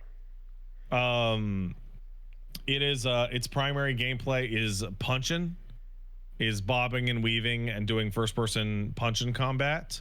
Everything's 2D sprites in a 3D environment. Looks really cool, very interesting. It has all the immersive sim like hallmarks of crawling around in ducts to bypass locked doors, picking up items to throw them at enemies in order to, bypass certain things. The most interesting thing about it, aside from its tone and its general premise, is that a huge proportion of the game is like pick up bullshit off the floor and throw it at goons. Okay. Like grab a fire extinguisher and like spray the guy down so he gets stunned, and then throw the fire extinguisher. And at when him, you kind of say shit. goons, you mean like fucking Hell's Kitchen motherfuckers in those old timey hats, like goon. Oh yeah, no ass goons. Fucking yeah. Hey, yo, we gotta get him. Wow. This thing looks beautiful. Oh, it's super cool. Also, Gianni is naturally gooning it up big time. Big gooning. To the point where one of the loading screen like things is getting Gianni. Okay. Actually. I'm surprised that I haven't seen like a bunch of memes of this pop up on the New Blood Twitter, which would be the move. Well, I mean, Dave sent me the code. That'd be Dave Oshry, and he wrote "Gabagool" in that message. That was the only message he sent me. It was the code and Gabagool. Okay. And his Twitter name was like Mr. Gabagool at the time. Nice, good. It's very Gabagool coded. Very, yeah. No, these like. I expect see to be like literally just the sound of you rounding the corner and hitting every dude at all times. It's one of those games in that like immersive sim is no longer viable. Instead, we just need to, somebody in my chat pointed out, it's one of those 0451 games. Oh God. Oh. Yeah. Oh. Now it's your turn for mental damage. I don't like that. Yeah, why don't you like it? Because that code only works in those games and none other. If it works in one game that is not that genre, that descriptor fucking fails. It doesn't. Guess what? It's them. But like when you walk into your room and there's a safe that's locked and there's nowhere to find the combination except for the fact that the storage facility across the street has a giant neon sign with the phone number that's 0415. And you know what? That's good enough. In Gloomwood, is it called Gloomwood? If you type in 0451 into the first chest, it explodes and kills you. So like I have to say that like this is one of those genres that I only know because you're the only person I know that says that word. Yeah, that's right. I take it. There's dozens of us at face value every single time, but I assume this is real. Real. It is real. Oh yeah, I'm assuming it's real. You tested Human Revolution. It's one of those. I don't know. Did Human Revolution self-describe as an immersive sim? Yes, it did. Okay. There's Deus Ex, there's Thief, there's Dishonored, there's Deathloop, like etc. Like it's that type of game. Yeah, There's a tag on Steam. You type it in. It'll give you a game. Anyway. Maybe it just doesn't come up enough because there just aren't enough examples of There's it. very few. There's Prey, obviously. Yeah, no, there's like 15 total games in this genre, like ever. Okay. Control Alt Ego is an ImSim. But that is a very mean, violently aggressive one. I forgot that it was called ImSim for short. Yeah. Right. BioShock is not an ImSim, actually, ironically. That's the funniest one. Because player choice doesn't matter. Because it's just too dumbed down. Because you're powering up and gunning things. You're not really making conversational choices in RPG. It's like pretending to be an MSim, but it's actually just a shooter. RoboCop Rogue City is an immersive sim. Are they all first person? Damn near all of them. Because that is it like the vast majority? Is it effectively just like it's RPG but first person, therefore MSim? No, it's so Thief and Deus Ex were the first ones, and the idea was kind of along the lines of the idea behind them is the fantasy of the city block of like a game as small as city block that has enough content for a whole game. So they're defined by multiple solutions to problems, violent, non-violent solutions to problems, levels that have like 10 different ways in, and all sorts of zany shit that you can do, that kind of thing. Okay. BioShock is not one, but System Shock and System Shock 2 are. Yeah, but that's kind of an academic discussion of like, I don't think BioShock has enough of the good juice to be considered. BioShock is like wildly dumbed down. Yeah, no, to me those games are very just first person shooter action go, well, they're not very action oriented. That's the thing. I mean, you walk into waves and then you go into plot hallways and then you go into another action room, right? Have you played Deus Ex? Yeah. No, I'm sorry. I'm talking about BioShock. Okay. Yeah. Yeah, no, BioShock has so much action shooting. That's what And then by the time you get to BioShock Infinite, you're just like, oh, this is just a fucking weird shooter. I thought you were talking about the genre in general. Sorry, I didn't mean to be dismissive. But anyway, Fallen Aces is great. It's using the early access thing that a lot of like Cultic is, which is it's early access in that the first full chapter is in the game, like the first episode, like old-fashioned shareware, like the first 5 levels are there. Cool.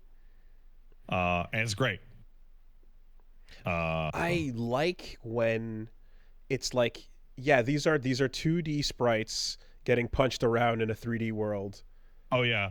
And occasionally the effect breaks super hard when you look up too far and too far down, like up or down. They become flat. Yeah, because they stay with your perspective, but it also kind of looks good because it's breaking really bad. Nice. Hitting somebody and they Paper Mario spin. I also played Alan Wake's first DLC, Night Springs.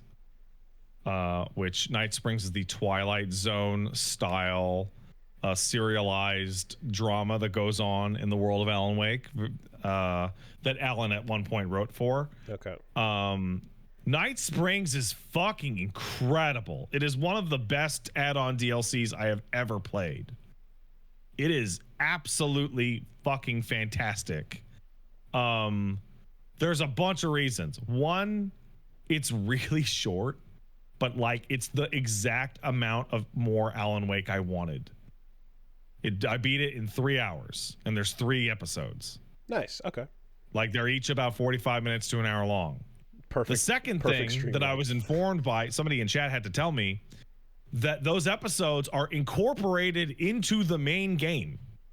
So if you were to start playing Alan Wake 2 tomorrow, Wooly, and you had Night Springs installed, then you would find little TVs to watch Night Springs on, and it would teleport you into each of the episodes. Oh, in the actual narrative of the game. Wow. Yeah, so like, in Max Payne where you'd like sit there and watch like an episode of Dick Justice for like 2 minutes. Now you get to go play it. Yeah. Before you just watched it? Before the DLC came out, oh no, there was nothing. Oh, there was, okay. Now those TVs have something in them. Okay, that's cool. Although you should probably know that you're getting into a 3-hour side. Well, no, because each quest. episode's only like 45 minutes. Right. I took a little longer because I spent a lot of time in them. Gotcha. Okay. They're all super weird. Like super fucking weird what if scenarios that how do I talk about it? They didn't happen and they're not canon, but that doesn't mean they didn't happen and that they're not canon. I mean, I'm already mentally prepared for musical numbers to burst out. No musical numbers. Okay. So one of the I'll give like a very small example of the very first one where you play as Rose, the waitress from Alan Wake 1, who is madly in love with Alan. Just crazy fan. And you start off in the diner, pouring people coffee. So to start, the full Rose episode is overwhelmingly saturated in a disgusting rose filter, like the color rose. Okay. Like it is eye searing in its strength. And as you're walking around talking to people, they're like, aren't you just the best waitress in the entire world? And that writer is just madly in love with you. And as you walk outside the building, all the signs in the town have been changed to go that way. He's waiting for you. He's crazy about you. You're the only one who can do it. Okay. And it is just played super fucking straight and super goofy. And it's tons of fun. And all 3 of the episodes are like that. They're all like very, very, very out there episodes featuring characters from across Remedies games. Jessie from Control shows up for her own episode. So that was, I would remember, brought up in the announcement for this was that the Control tie-in. That element.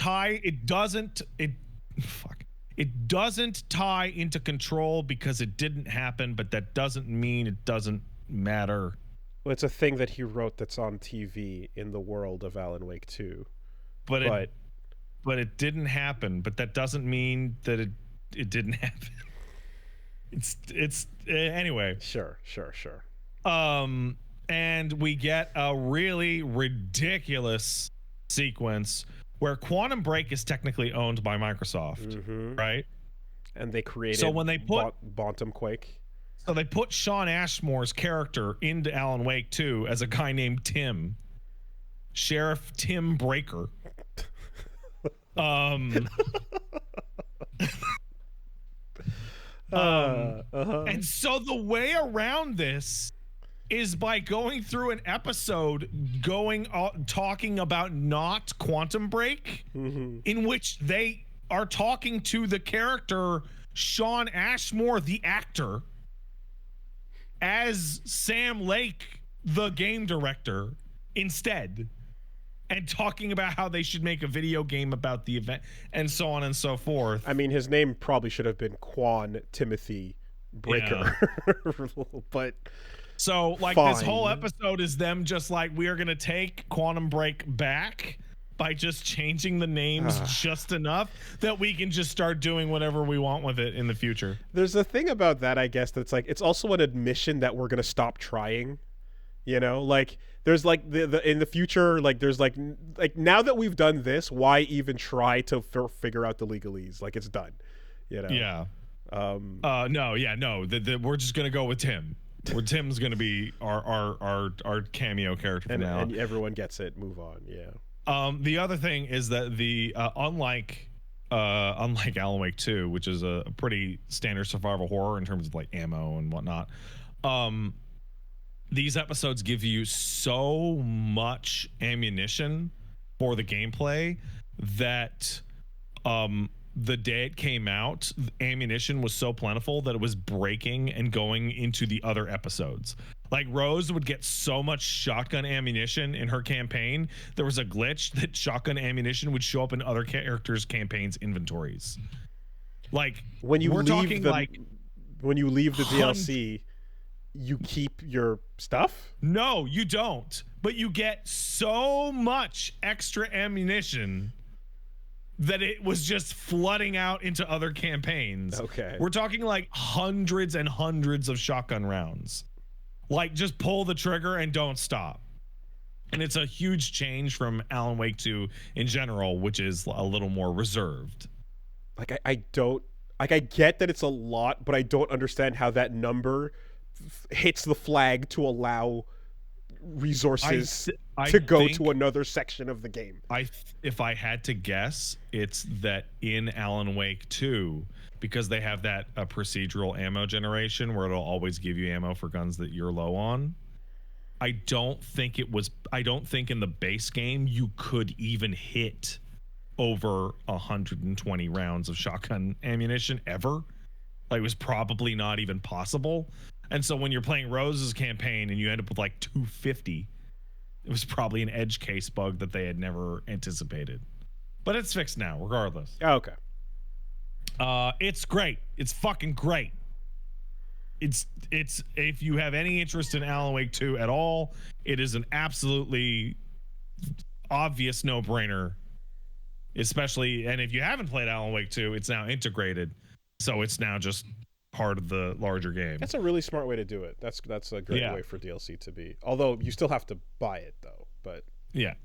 Right. There's gonna be another one called The Lake House, which is probably gonna be a Control sequel tie-in, because the Lake House is an area you never go to in Alan Wake 2 that is under the it is under the Department of Federal Control's like purview, as an even weirder, spookier location with stupid nonsense going on. Was that the original OOP that was mentioned in the Control?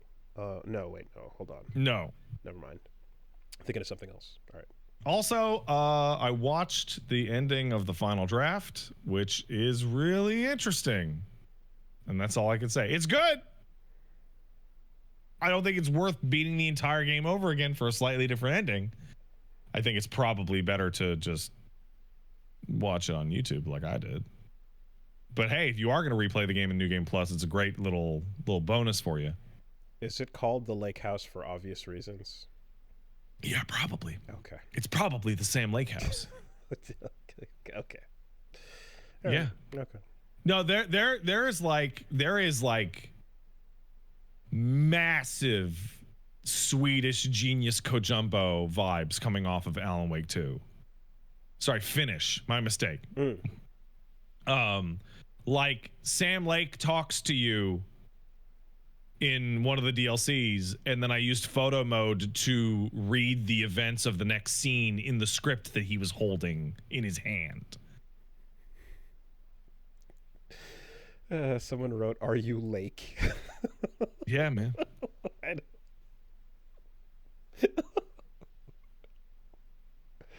That's gonna work forever. I don't know. I saw someone in my chat when that was happening was like, "When are Kojima and Sam Lake gonna kiss?" And I'm like, "They did kiss." There's a Kojima fucking mission in Control on PlayStation 5. Oh yeah, like he's in there. Oh, he's shit. literally in there. Okay.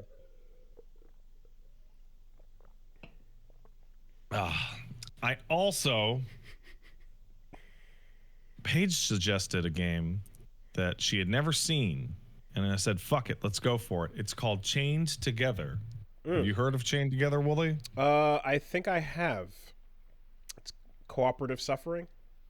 So if you thought that being frustrated with Bennett Foddy and getting over it was not enough for you, you need to play a platformer in which you are physically chained to 1 to 3 other people as you try and platform up all the way out of hell and not cause each other to fall off by missing jumps or getting caught on geometry or falling off.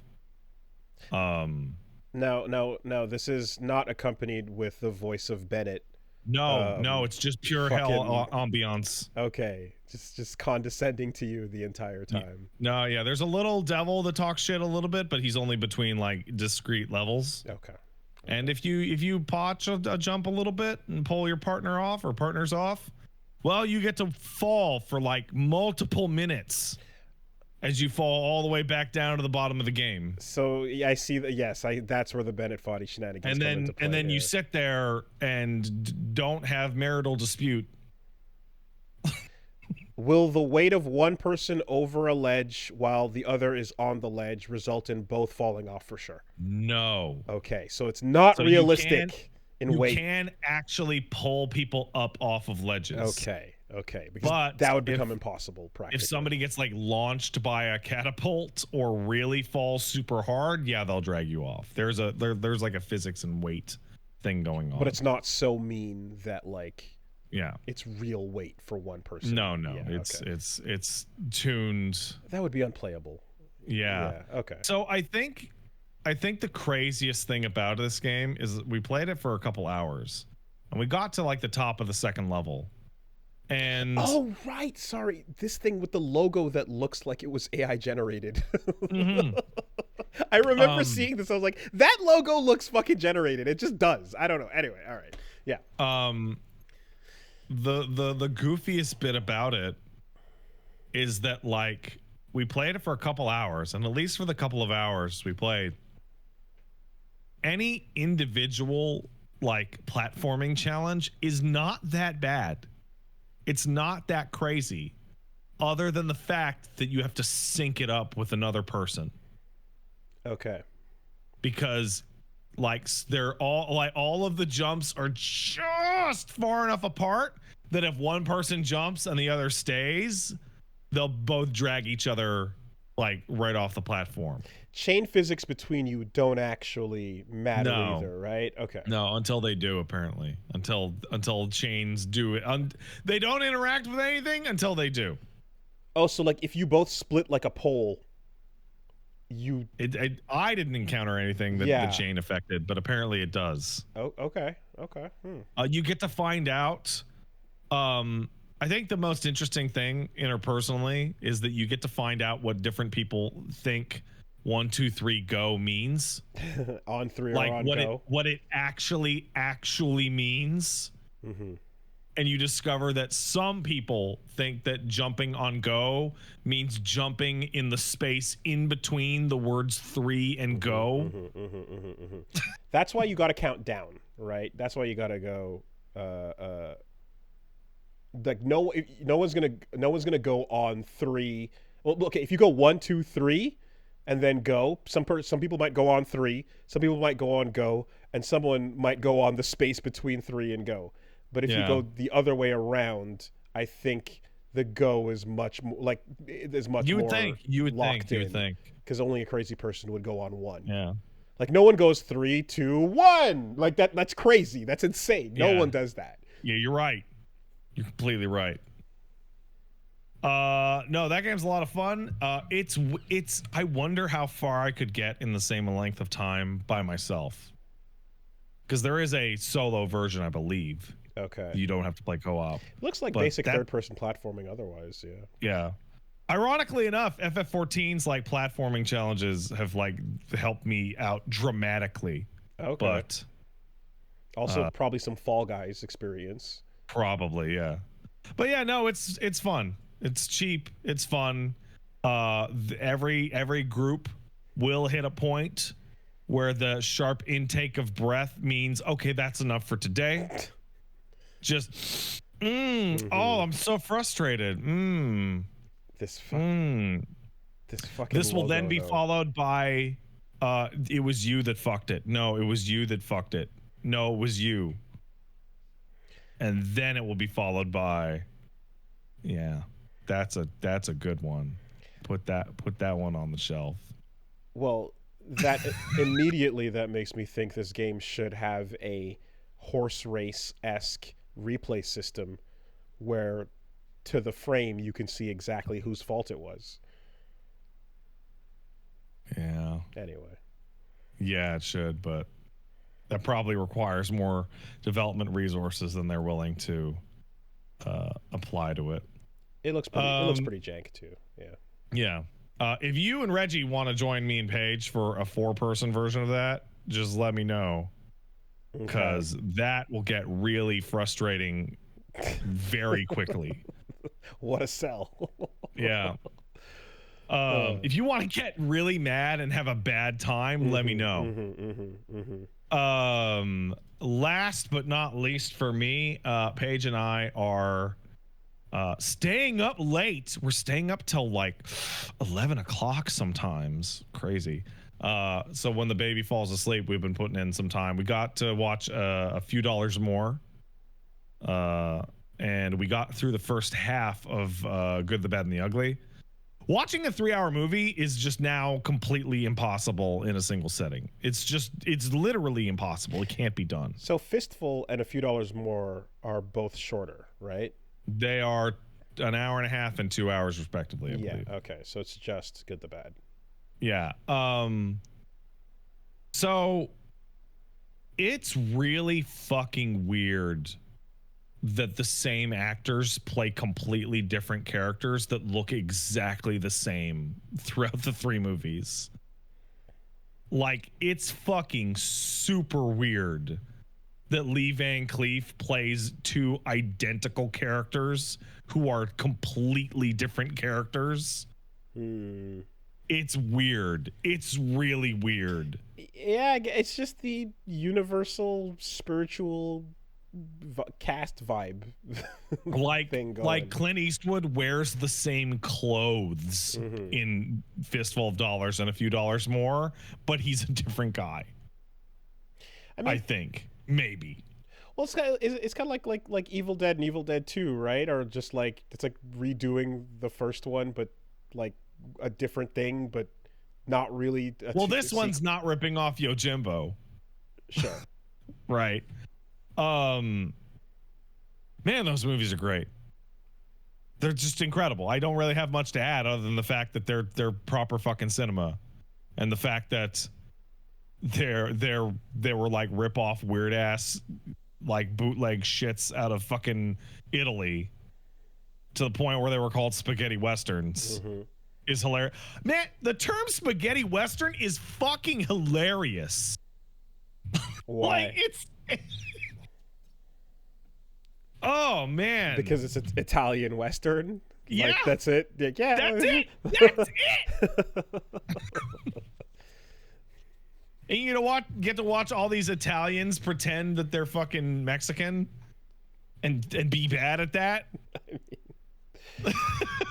Yeah, you know, I mean, if you were to call Hi-Fi Rush a hamburger character action game.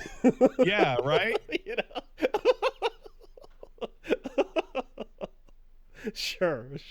Like are Power Rangers like a cheeseburger tokusatsu? The cheeseburger toku. Yeah. Yeah, like yeah, it's fucking weird. It's pretty wild. It is kind of nuts. But so like sitting here being there like, yeah, no, they're incredible. They're amazing. I there's something that stood out to me when I was watching them, and it was that The Rock is a massive pussy. Okay. So, you know that fucking movie that was part of the what's it called with Idris Elba and Jason Statham? I forget what the hell it was called, but it was part of the Fast and Furious series. Oh yeah, Hobbs and Shaw. Yeah, so they both have contracts in which they're not allowed to lose fights. Right, and that was created to also let The Rock not have to share screen time with Vin Diesel, as far as I'm aware. Yeah. right. So they had to build a whole action movie around 2 of the leads that fight constantly and are not allowed to lose or look like they're losing. I think Vin Diesel also has that, and Stallone might also have it. Terrible. Embarrassing. That sounds like mid-90s to aughts level like filmmaking shit. If that's still in place like today, it's still in place. That'd definitely be fucking insane. And so we're watching Good, the Bad, and the Ugly and Fistful of Dollars and A Few Dollars More. What? And I'm like, what the fuck was the Superman versus Black Adam shit gonna be? If And the whole movie was Superman hitting him through a building and Rock being like, I didn't even feel that. I didn't lose. Shut up. You I was didn't in win. the Tooth Fairy. I paid my dues. Like, what? Yeah. But so watching these three classics, these Primavera westerns, there are like 10 to 15 minute long extended sequences in which the hero is caught or otherwise caught unawares, you know, and just like fucking beat down into a puddle for like full scenes. Where's the gold? Okay, well, 10 guys are just gonna beat you until you're dead for an extended sequence. And then we're gonna have a long sequence in which we zoom in on your fucking swollen over eye and your busted lips, and you're just crawling in the dirt as you try and escape the town to plot your revenge. Beat the fucking shit out of Clint Eastwood in these movies. And like him having to escape with a bunch of broken bones and a messed up face is an exciting scene and part of the story. He's not an invincible Superman. He's just some loser with a nice hat and a gun. What the fuck was... God, there was a movie with an insanely long, brutal fight scene. That I think was in black and white. I remember my friend Eddie showed it to us.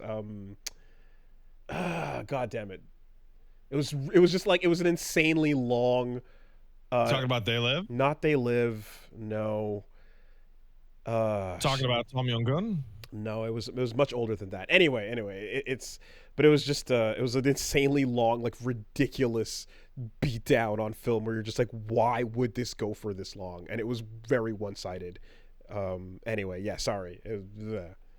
But yeah, no, it really like stood out to me of like, yeah, I don't see a lot of action films in which the main character just gets their ass wrecked and has to pull themselves out of the garbage. It actually made me think. So now that I'm seeing Lee Van Cleef, the character who Revolver Ocelot was obviously based off of, and then who Old Snake was then later based off of again, it makes me think about the Microwave Hallway a lot. Watching your main character suffer, like literally drag themselves through misery. Yeah.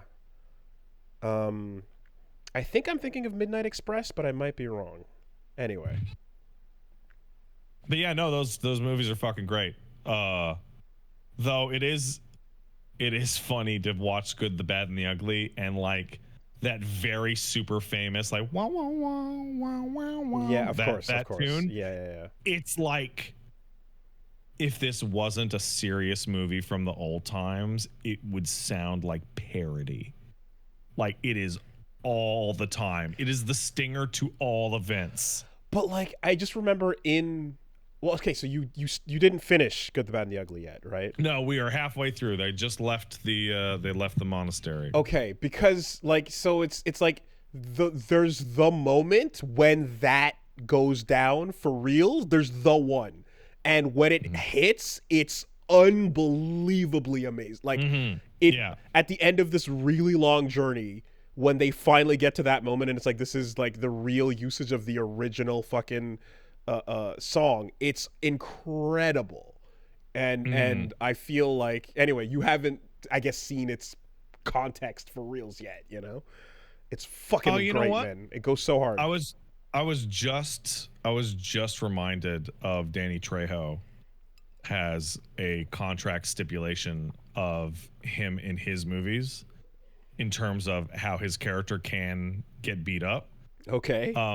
If Danny Trejo plays a criminal or, you know, otherwise bad guy, he mandates that his character be beat up, humiliated. I have to get beaten. Yeah. I was gonna make a joke. I'm like, is it that he has to get stomped out and murdered? He is actually like super serious. Yeah. If he is playing a criminal villain, he has to be beat up, embarrassed, and killed. Can't get away with it. So like in Breaking Bad with the shit with the turtle. Tortuga. Or like in fucking Yakuza after his boss fight, like he pisses his pants and you all take photos of him. Oh my god. Is it like is it just because like fuck it for yucks, or is it like because evil needs to be punished? No, because crime isn't cool. Yeah, okay, evil needs to be punished. It's because he's like, I've turned my life around and like I don't want people to see, I don't want kids to see my performance and go, I want to be that guy. And be like, I want to be Tony Montana. Totally. Or Machete. Yeah. Can't Scarface it. For sure. It's great. That's incredible. It's great. Zoom in on the piss. My contract stipulates that you see the stains running down the leg. Yeah. And like everything about his story is great because he was in jail. He was in prison for doing like bad man things. I don't even know the specifics, but he was a criminal. For looking like a criminal? No. No. I know. But the casting is incredible. Like, yeah, right. Yeah. And he got out and he's like, I should not do crimes anymore. I need to do something other than crimes. And so he used his obvious crime aura. I don't know. He's just radiating crime. I mean, like for good. You get like, and you get typecast that way, but that's what it is. Him and Luis Guzman. Yeah. Oh man. Just like that, you're gonna be typecast forever, and that's why you're being hired. And it is what it is. Yeah. His favorite game on the Nintendo 3DS is Animal Crossing. Well, that's great. Sorry, no, the Switch. Yeah. I recently saw a thing about how The Rock keeps going on people's podcasts and saying that it's the first time he's ever had a meal that he's being sponsored to chill. He just keeps saying that it's his first time over and over and over. Dude, Rock sucks. I was gonna say, like, you got something in your craw about The Rock all of a sudden? Sucks, dude. Did something come up that this is he's like a fucking phony? What trigger event has created this? It was literally finding out about his deal to never get beat up in a movie. Gotcha. Okay. It's like it's so fucking cringe. Like you'll never be an action star, like a real like action star beyond like your own lifetime if you can't let yourself get beat up in a movie. It's pathetic. Remember how fucking fucked up Rocky gets at the end of Rocky 1 with the eye and all that shit? And he fucking loses. Spoilers for Rocky 1. I'm just like, what's the point of buying the XFL if you're going to turn it into not the XFL and get rid of He Hate Me? You know, that's where I'm at. I keep getting messages from people going, it's happening, and linking me to the same like year or now 2-year-old article about the drug testing free Olympics. Yes. And I'm like, exactly. Get back to me when someone's head explodes on the podium. I don't believe you. I believe in nothing but slam ball.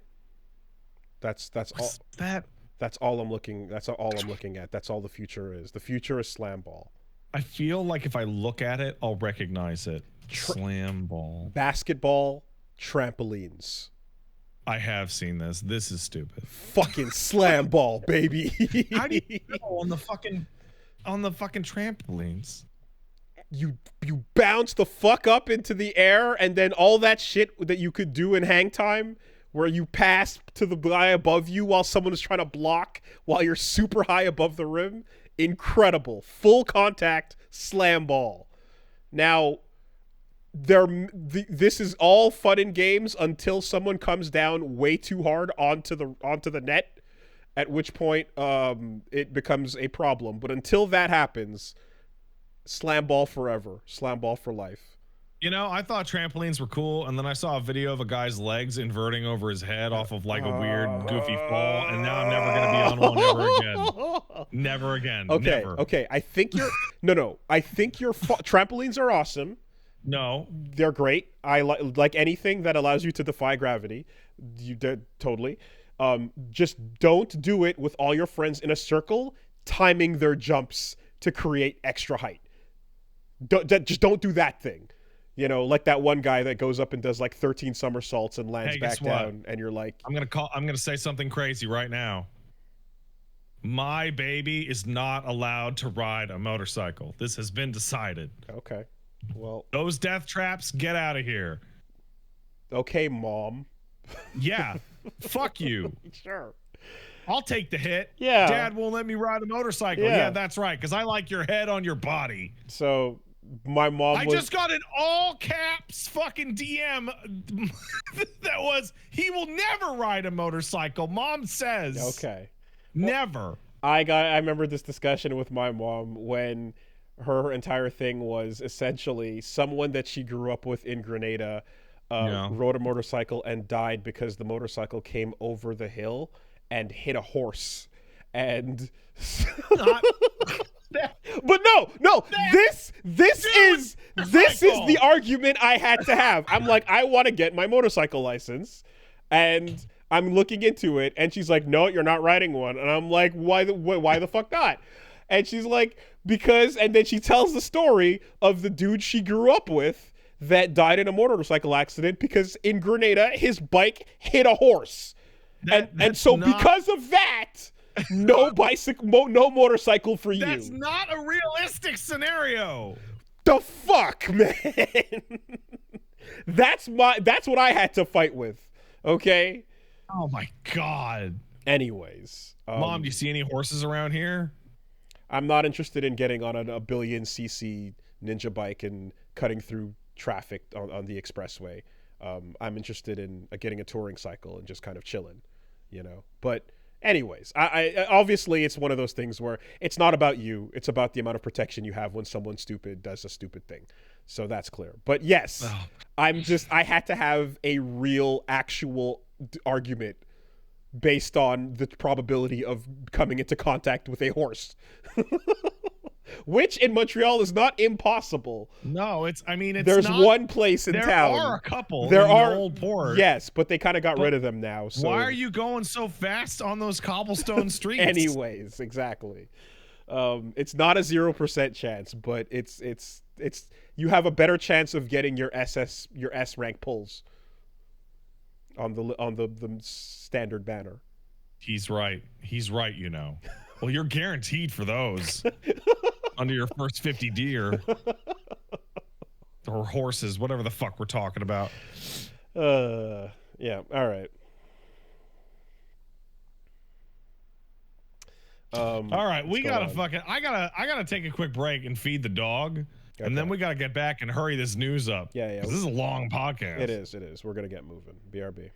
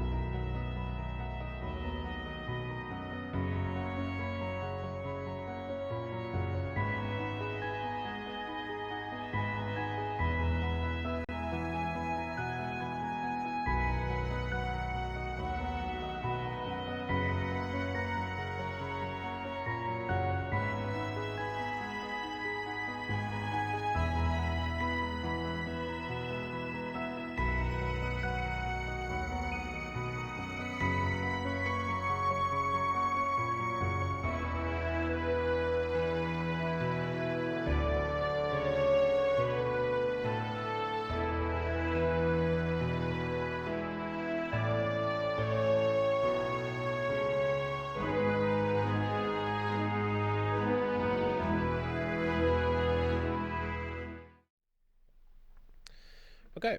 In the news. Right off the bat, Riot was working on and has now canceled a platform fighter that was supposed to compete with Smash Melee, Pool Party, an unannounced Smash style fighting game. Had a team of 70 to 80 employees that were staffing the project. Executives at Riot were spooked when they perceived the failure of MultiVersus. MultiVersus out there failing so hard it's canceling other projects. And probably saving them for the best, because I don't know that, like... You're not Smash Bros. Yeah, but and like the MultiVersus, in terms of like of all the other IPs that went for it, like that's the next biggest one. Yeah. And they fucking botched it. You know? I think you, when you're looking at platform fighters and Smash clones, you're kind of you're in the territory of, if you're okay being a small indie game that has, you know, a limited appeal and is ultimately going to have a small life cycle, then that you can release to that. But that's not what Riot does. And if you want to land in the Brawlhalla level of popularity, then that's a place where you can be successful as a small company. But that's not what Riot does. So probably a good call at the end of the day. Do they really need to have a Smash clone and a proper fighting game? That's the thought, right? There's no connection between the two whatsoever, and 2XKO and this game Pool Party were separate from each other. I don't know if Pool Party was the project name or the actual title, but if it was the title, it sounds like it was not a particularly serious take at the whole character representation thing. But ultimately, it's like, yeah, I think platform fighters, there's a limit, you know, because as good as they can get and do, Smash is Smash because it's Smash, and who's in Smash and what Smash is. It's the video game. Everybody. Everyone is here. It's the video game Oscars first and foremost. It's the accessible 4-player fighter second. You know,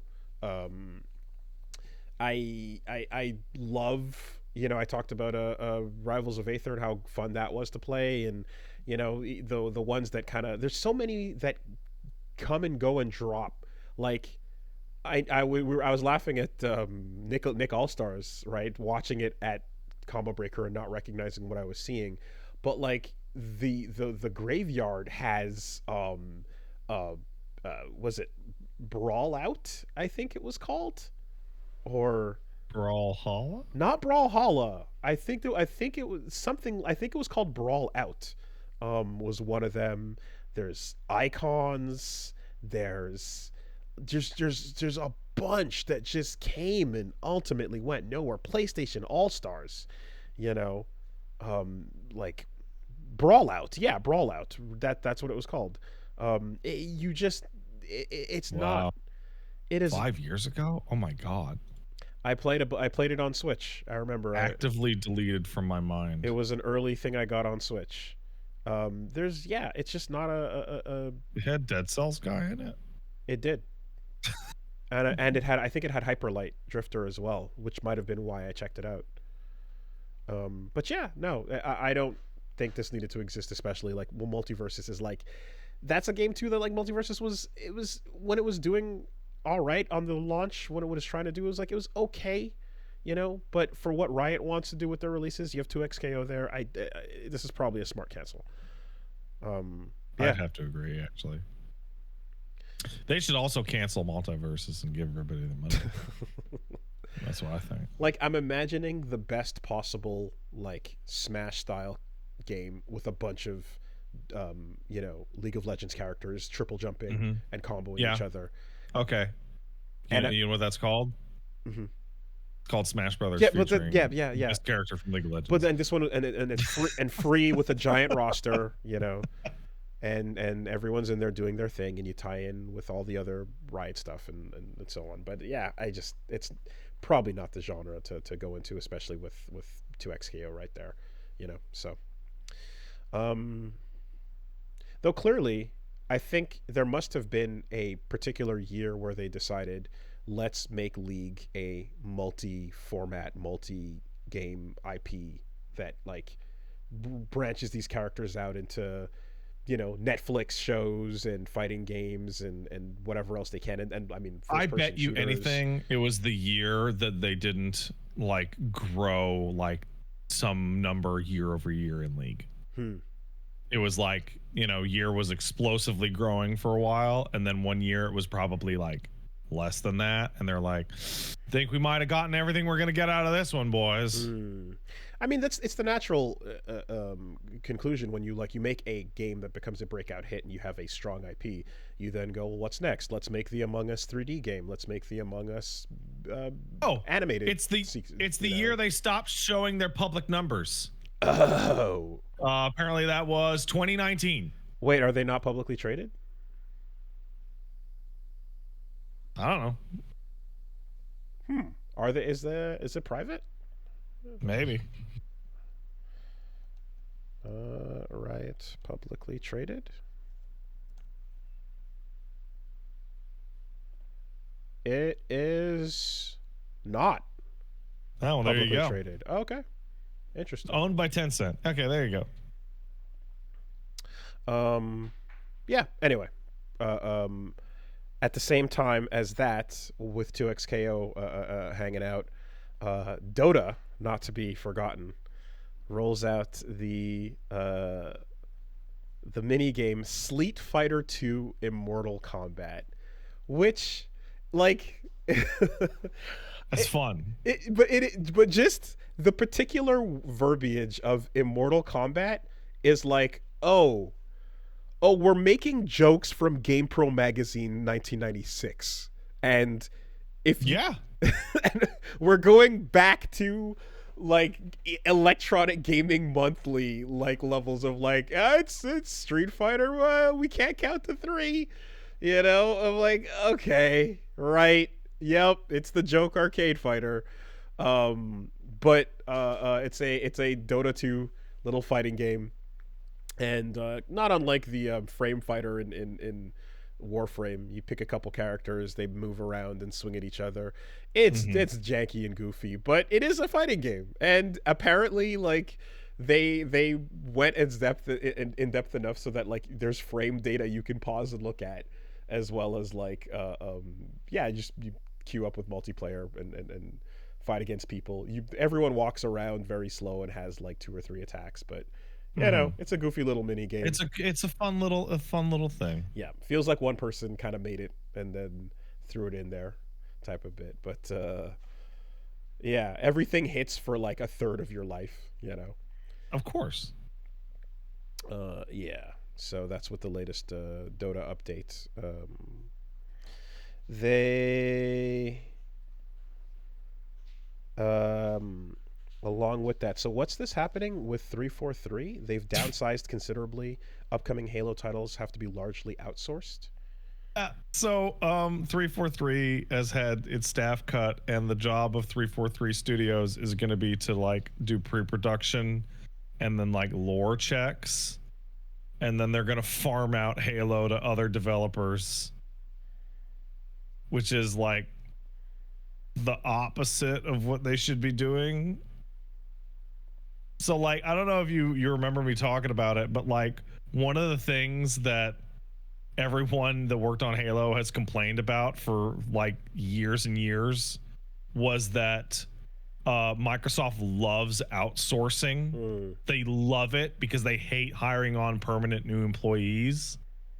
So like there was this long-term rotating cast of outsourcers who'd have to spend like months learning how to build something in Halo before getting like let go like 8 months later. I'm just curious as to what upcoming Halo projects means. Oh, I mean, there's gonna be something. More Infinite. Though the whole point of Infinite was to be a live service ongoing. Yeah, but that doesn't mean there's not going to be another proper Halo game.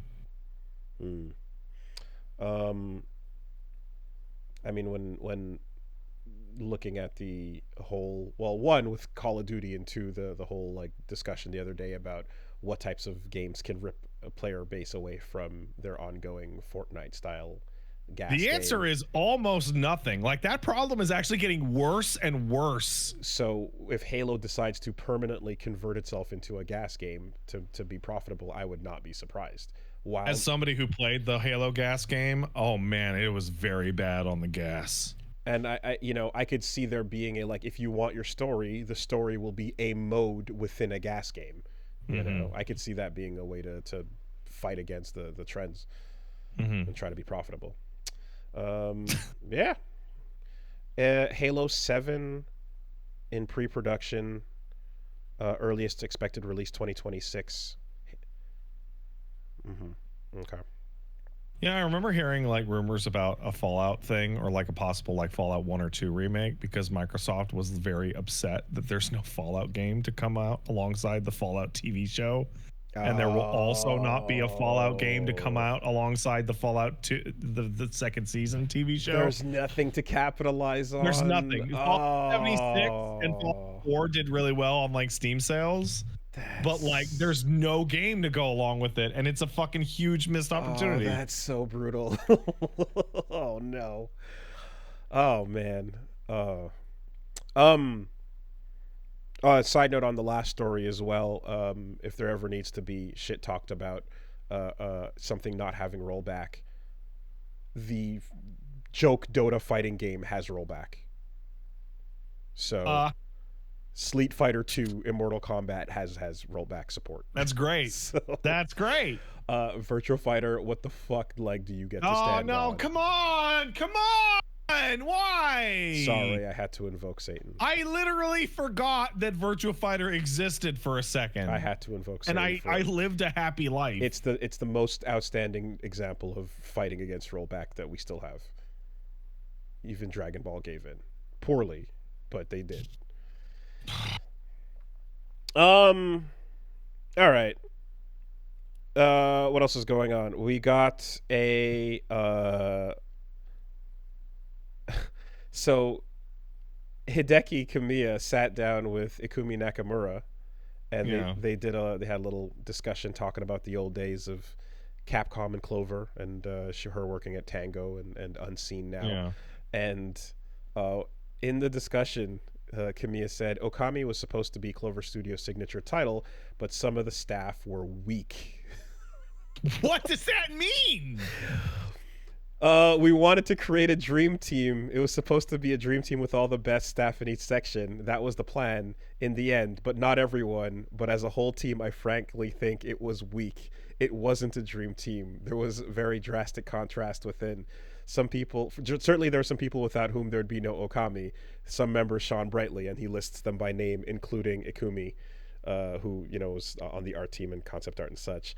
But, and I'm really grateful. But when viewed as a whole, it wasn't a dream team. Dude. What a fucking asshole. This is crazy. Like, you got to pick whoever you wanted to make projects that bombed, and you're 20 years out talking shit about people? I mean, I'm assuming that it's like in this era of Clover was when he was not in the picking your own staff point, and Okami would be. And Okami was also like, it was an excellent game that's like, problem is its length. The biggest problem with Okami is that there's just too much of it. And it's horrible marketing, and the fact that Western audiences didn't care at all, and that they sold 4 copies. Yes, and I think, too, as well, considering how badly it sold, as that's a lot of looking back on it and, like, finding... Do you think he asked Ikumi what it feels like to sell a game that moves more than, like, 25 copies? Now... If he's talking about the dream team not being a dream team because of the marketing department, for example, there's legs to that. Sure. Perhaps whoever, and like whatever reasons there were for looking at it now and going back and saying, like, why did this sell less than, I think it was 80,000 copies in the launch window or so. Yeah, it was bad. It was really bad. Horrendous. It was embarrassing. It was like complete. It might as well have made literally nothing. But then got ported twice after the fact and has become more than twice. to Wii and then to PS3 and then to PC and then to PC. Oh, okay. And then to other more modern platforms. And then also got a 3DS pseudo sequel, like yeah. you know, like for a franchise that failed completely out of the gates, it certainly had like a lot of legs to it. Such an asshole. Oh my god.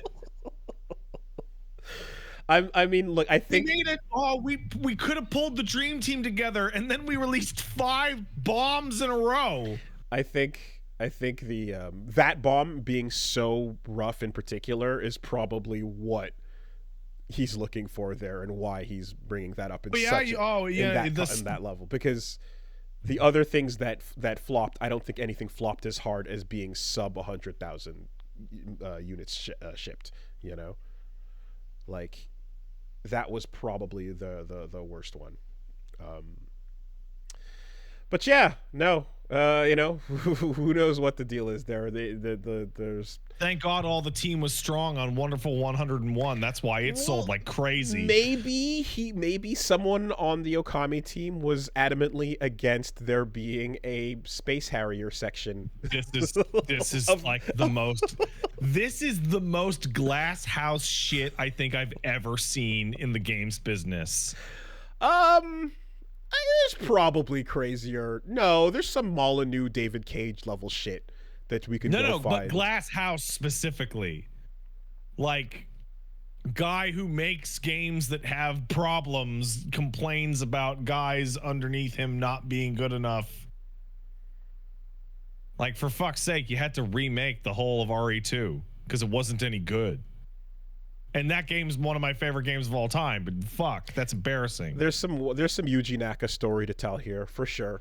And probably an Itagaki or two, you know? Okay, yeah, hold on. Man who the president of the company in interviews described as having to go to his desk every day and say, "Get off your phone." Talk shit about guys from 20 years ago.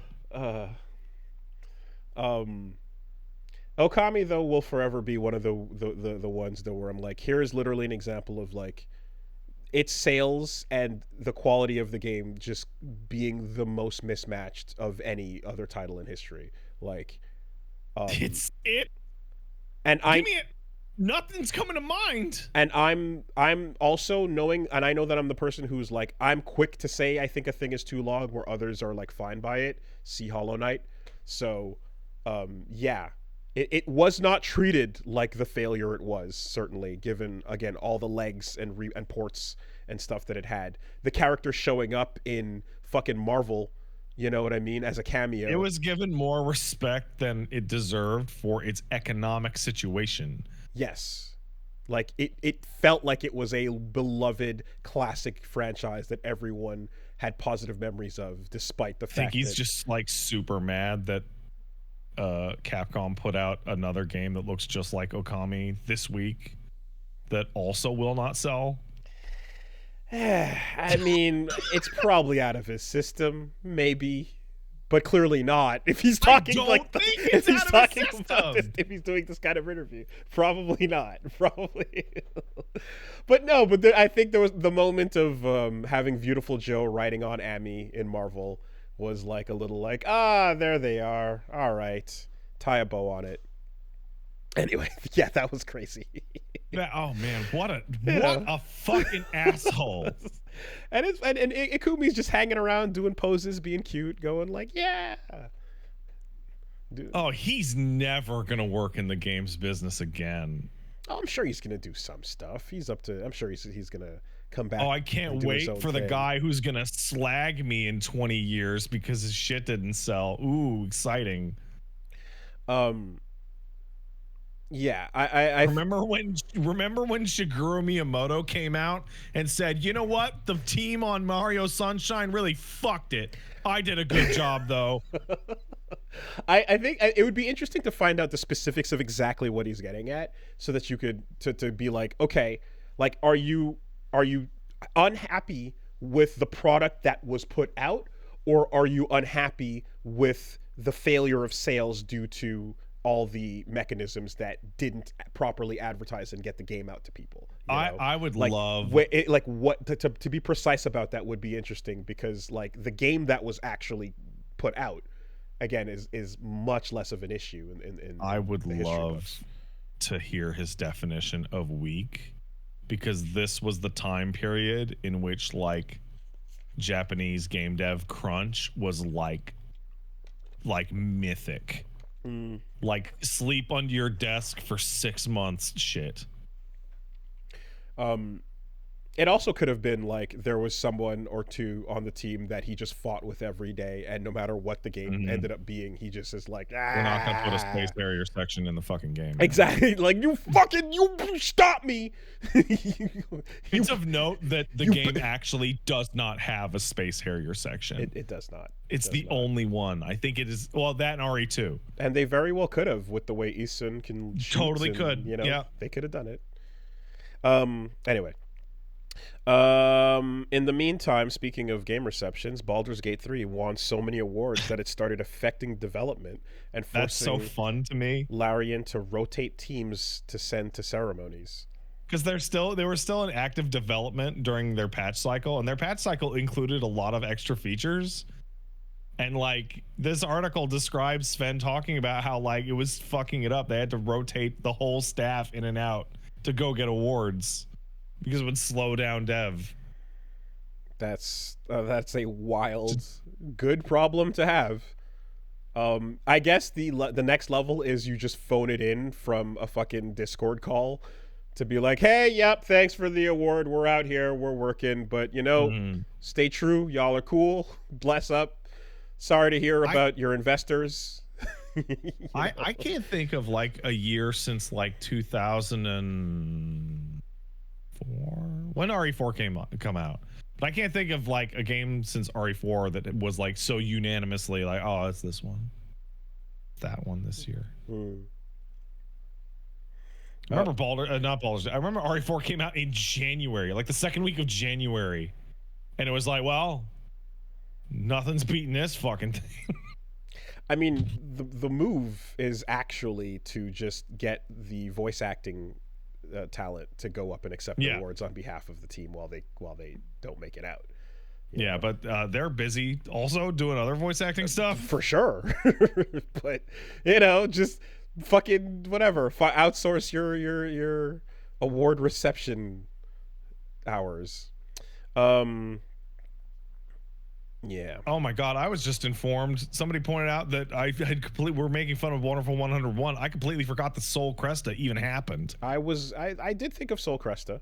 You thought it? I did think of it when it comes to, I was like, did anything they make sell less than that 80,000 or whatever copies? I'm like, possibly Soul Cresta, but hard to say with the digital nature of that. And I don't know. I mean, it was half a joke release, so if it's a joke release, does it really count? Or I don't fucking know. I don't know. You know, like remember when Fighting Layer EX was like, haha, it's an April Fool's joke, unless. So that was so weird. That was so fucking strange. So if you don't really like the game, then don't worry, it doesn't matter. It's just an April Fool's joke, but we're going to keep developing it for the next couple of years, and it's a very serious project at Eureka. It's very serious, real developed April Fool's joke. Gogi though. Anyways, all right. Yeah, speaking of development foibles, there was a video from the week before last, but it was the out of nowhere Zenless Zone Zero cross Street Fighter 6 creators roundtable, where weird. Yeah, Matsumoto and Nakayama just sat down with the Zenless Zone Zero people and were like, hey, yo, fighting games, action games, cool stuff, right? Totally. Get Nicole into fucking Street Fighter 6. That'd be the get, wouldn't it? It was just a super out of nowhere like little thing for promoting both titles, and that's all good. But in the middle of the conversation about like, yeah, so check out the new Zenless Zone Zero and stuff, like Matsumoto Nakayama just started getting super real. And they were like, okay, so for real, Capcom asked me to come up with a way to save Street Fighter V. And he basically like the back half of the interview just talked about how he came in and how much of a shit show the thing was under. And they just they publicly like hadn't really addressed any of this. I mean, we all kind of knew and could see it, but Yeah, he said Capcom asked me to come in with a way to save Street Fighter V. It had been going for 3 years when I joined, and it was in dire straits. I was given 1.5 years when I joined, and I discovered there was a huge gap between what the creators wanted to do and player expectations. Players weren't buying into what had been made, so I really finessed things. Taking something that's already pretty much done and tweaking it to make it more Street Fighter-y. I hoped people would enjoy the experience, would experience the joy of Street Fighter, and that's why I was thinking of ways to achieve this goal through game design. When we started planning Street Fighter 6, I discovered my ideas happened to be pretty much in line with producer Matsumoto. I think the production of Street Fighter 6 is kind of a revenge. Then we completed SF6. That is fucking weird. That is a weird way to say that. Straight up, like, we came in, shit was on fire, dire straits, and we saved it. And then was Ono on 5? Yeah, he was, right? Absolutely. Oh, I wonder who they're taking revenge against. Those are non sequiturs. Don't link those. The revenge system was the name for the focus attack in Japanese. That's true. Or the saving strike. But yeah, no, you just like candidly, they're like, yup, we walked in and it was the community GIF, and it's exactly what it looked like, and then we took that, fixed it, and then brought the momentum into 6, which is I would love hard to see confirmation. I would really love to see like more in-depth breakdowns on people who get put in that situation, like with DMC2 and Itsuno-san, or RE2, like I mentioned earlier, Kotor 2, or this. Just like, okay, you walk in, you look at like if you've ever seen the No Clip documentary on FF14, there's like a good 20 minutes of interviewing Yoshi P of like, all right, so you walked in and the game was like a complete piece of shit. Oh man, fucking where do you start? Metal Gear Rising lightning bolt action. Yeah, and he it's the only one I've ever seen, but he like describes like the steps and the planning of like, what can we fix today? What can we fix next week? What can we fix in a year, etc. I would love to see that for Street Fighter V. Like, we kind of know what they did, but like, they did not film. They did not film the process of that fucking dumpster fire, man. We got a little bit for Revengeance, and we saw and you know what, you actually got to see, like, you're like, oh, what did we lose? We lost the watermelon slicing accuracy, and we lost the wall run. But everything else was just like, this is not a game. I feel like someone said that phrase at some point, and I can imagine that, because I'm like, oh yeah, I remember projects you'd play where you're like, this is almost like in the way a Keita Takahashi project is like a toy. Like, you're like, I have a stage, I have a character who can do things, he can slice, but there's no game here, you know? Is that like the single most embarrassing like thing to ever happen in video games? Because there's been a lot of games that have like restarted development, but I can't think of anything where they came out and did a little mini documentary and that they're like, yeah, my team couldn't do it, so we gave it to a different team who knows what they're doing. I mean, embarrassing? No. Again, there's probably wilder, crazier bits. I mean, I talked about your Molyneux possibility, fucking what's in the cube type shit. The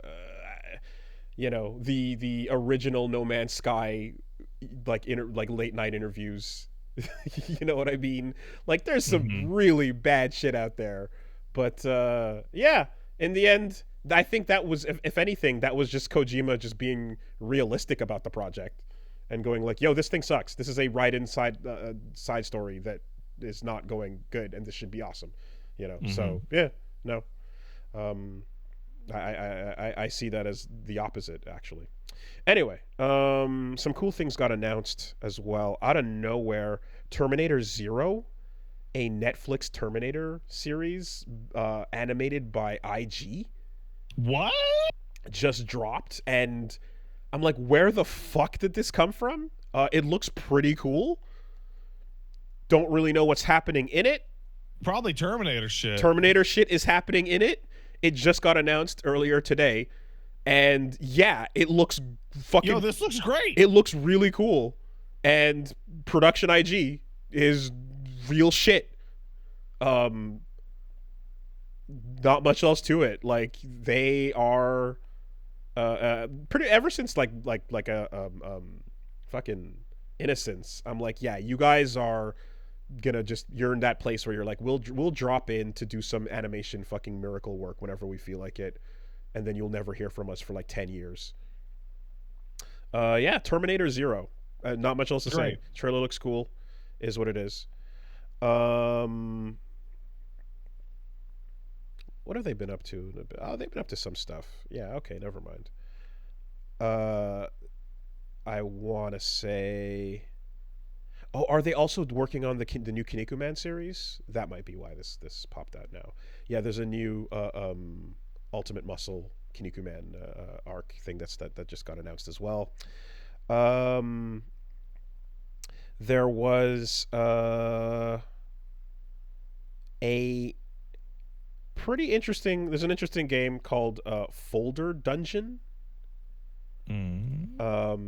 It is an adventure game where you're using a desktop interface to browse through a folder, and in the folder there will be files that are enemies that you click on, and then another... Oh, this looks goofy as fuck. And another folder will be like a little door, and you go into the door, and then there'll be a key in the door, and you run the key, you click on the key, it's now in your inventory, and it's the whole game where the interface is going through a desktop. I bet there's gonna be some dank fucking fourth wall shit. Oh yeah, for sure. In this thing. But no, that's really fun. Yeah, just a file management game, which is the kind of concept someone sitting at their office, dying inside, comes up with that type of GDD. Looks cool.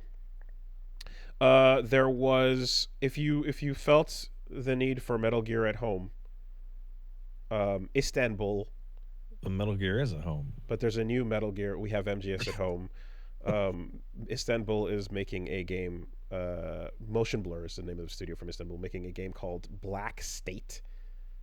And I mean, if you want to talk about just like, oh bro, the vibes, like if you want to talk about Phantom Pain vibes based development, hire this man.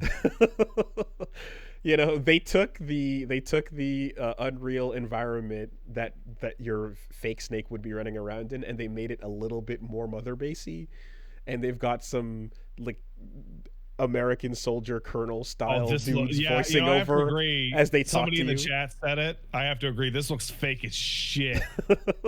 Oh man, this has huge fake ass energy all over it. It has hire this man energy more than anything. Oh yeah. But like the space is also what's the word again for non Euclidean? Anyway, non-Euclidean. Perhaps it's like you open doors and you go into nonsense environments, and I love that. But makes it feel more fake though. Hey man, I believe in Istanbul game development. Let's see, AAA. There was a 10-minute... So it's like Stellar Blade's cousin. I'm just, to me, I'm just like, it's Unreal Engine Phantom Pain, you know? Yeah. You know, I played Stellar Blade for like hours, and the whole time it felt fake. Does that make any sense? Okay, I know exactly what you mean. It's out and you're playing it, but it still doesn't feel like it's a real game. It still feels like a complete fucking fake game. I know what you mean. Another thing that got announced as well, looks pretty interesting. Nobody Wants to Die. That's true. That's the name of the game, and it is a first-person detective sci-fi story taking place in New York, where bodies are temporary, and you can body switch in this type of setting. But ultimately, it seems like it's a kind of like this looks cool. Looks pretty dope, and it's very, very narrative driven. First person, walk around the crime scene, use tech to look for clues. Yeah, that looks cool. Put shit together. Pretty rad. I haven't seen anything like I didn't go through all of the footage, but I didn't see anything that was like combat oriented really. So it seems to mainly be about the detective work. Which is an interesting thing. Like there always might be, but like they certainly didn't focus on it in this introduction. But Nobody Wants to Die. Very, very interesting looking game. Um, and I mean, yeah, that besides that, like there is a Disney hack that resulted in a terabyte of data being stolen. Nothing has come out Everybody's from getting that. hacked. That's happened. Yes, and with this story, which like hasn't had anything else like come out about it, I didn't even realize. But like they said, it might be the same people that were behind an AT&T and Ticketmaster ransomware hack that impacts over 100 million Americans, which is like, hey, look to your left, look to your right. One of you three is being hit by that. Y'all are hacked. That's fucking crazy. But yeah, there's probably going to be some leaked projects from all Disney emails and subsidiaries and shit that comes through at some point. But seems like, yeah, everyone's getting hit with that type of ransomware shit these days. Anyway, all right, let's take some emails. Hey, if you want to send an email, send it to castlesuperbeastmail@gmail.com. That's castlesuperbeastmail@gmail.com. All right. Umber says, hello, Pat and Wolves. Recently, I got a new job at the hospital. I was cleaning surgical equipment. One day, I got stabbed by a dirty instrument that pierced my glove. And one of...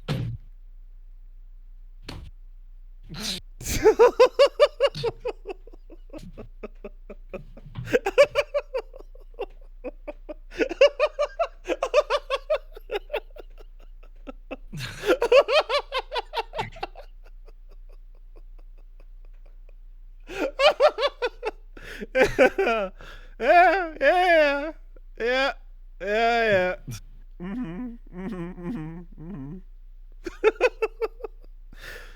Critical damage. Critical is, yep. Oh my god. Hit the weak spot on that one. Holy shit. Okay. Riposte. Instantaneous, boys. Oh my god. So for those of you listening to the audio version at home, that noise was me throwing the off headphones and pulling my chair and trying not to vomit on the floor. Yep. That's an instant crit. All right, I'm good. I got this. All right.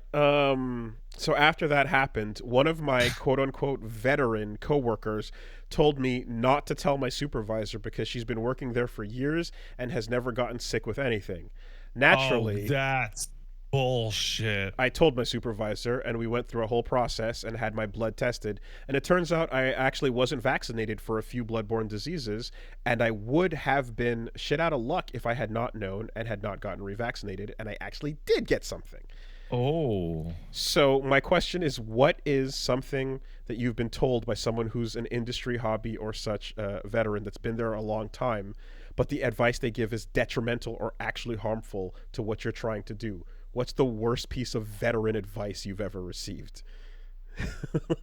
That is fucking insane. I don't think I've ever heard anything as bad as that. That's outrageous. That's crazy. I mean, the first place my brain goes to is Toronto FGC people at the time pushing play hungry for tournaments. I ran this bit a while ago and laughed at it. Oh my god, wait, like literally hungry? Yes, that's stupid as fuck. No, that whole stupid joke was based on the idea that there were the players in Toronto were like, nah, you gotta show up to the bracket without eating breakfast. That's so fucking stupid. Play your matches actually hungry, and that will affect your mentality and make you play better because you're playing hungry. Whatever the fuck that means. It's insane. Play on the verge of passing out, distracted by your stomach and your weakness, and somehow that's going to make you play better. Play hungry. That's what that is. It's batshit. It's the dumbest advice ever. And giving that to people who are new is insane. Yeah. I'm never letting that one go. That's really bad. I can't think of anything that's nearly as bad as that. I've watched some people come in from QA back in the day from other places and, have habits that they thought were like good QA habits that were terrible, and you had to like essentially retrain the person. You know, I've had people make reference to I think that someone called something Halo testing one time, and it was like talking about not like about like testing one thing and then like whatever the result from that thing is, that means everything else kind of around that thing should be okay, and therefore you don't have to worry about it. And it was like, that's literally the complete opposite of what this job is. The whole point of this is that you have to check each of those things to make sure that the one that you think is fine is actually fine. Because if you go, hey, if I test one character and there's 8 of them, that means the one that works means all the other 7 are fine. And it's like, no, literally, that is wild. That is fucking, you know. But anyway, yeah, but Play Hungry is the standout. I think any of the ones we could possibly offer up is anywhere in the same ballpark as what's in this email. No, and that is admittedly, again, very critical to your that could have led to their spot. Death. Like, ugh. All right. Okay. One last one from Caleb, who says, "Dear Watt and Pooley, my father-in-law recently introduced me to Corner Gas, a hilarious Canadian TV show. All right. Having grown up on the Red Green Show, I wanted to know, were there any other hidden gems of TV shows from Canada?" We had some good ones. Cyber 6 was I don't really care fun. for Canadian TV. Okay. I mean, like, we were forced to watch a bunch of it because it was mandated that, like, I think 60% of the channel content had to be Canadian for, like, Teletoon and YTV and a couple other channels. But hey, Are You Afraid of the Dark? That was a pretty that was a pretty good fucking Canadian show, man. You know? You know what? My Canadian TV, like, guilty pleasure always was? It was fucking Due South. Due South! I fucking love Due South. Yeah, Mountie shit. Damn. Until fucking Dean Cain went nuts or whatever. Oh, really? Was he even on that show? Wait, was it Dean Cain? Thinking of Paul Gross? Oh, the Mountie wasn't Dean Cain? Okay, my bad. Oh, man. What? Dean Cain? Fucking Adventures of Superman? Yeah, Lois and Superman. Lois and Clark. No? Okay. Obviously, Until Tomorrow, I Just Keep Moving On. The Littlest Hobo. Yeah. Fucking classic. Incredible. I did a react once and I showed chat, like, the fucking what the deal with Littlest Hobo was. And, like, that show's crazy. Like, Hobo just, like, gang stalks a dude for long enough until he just gives goes up. crazy. Yeah. Gives up to the police. It's awesome. Yeah. Slow pursuit. Absolutely. It follows a dude. Was Wishbone Canadian? I don't think so. Feels like it was, but maybe not. I think it was on PBS. Okay. So. Obviously, reboots is you know. Yeah, well, that's not fair though. You know, and I mean, to that note, Beast Wars and all the mainframe shit. Stargate SG-1's a Canadian show, dude. I love Stargate SG-1. What sucks about Stargate SG-1 is you try and get people to watch it, but the first like 4 episodes are complete dog shit. And so it's like a 45-minute long show, and that's hard to fucking get through. It's a lot easier to get into it when you catch it on season 3.5 on Space because Dad's watching it. There's stuff I remember enjoying, but I think it was just because I didn't have the access to the American equivalent. Like, what the fuck was it called? There was the comic show. There was Gamers on YTV. There was a Video and Arcade Top 10, which was actually awesome. Admittedly, even though the challenges were impossible and no could ever beat anything. Oh, I have a last-second breaking news about the child.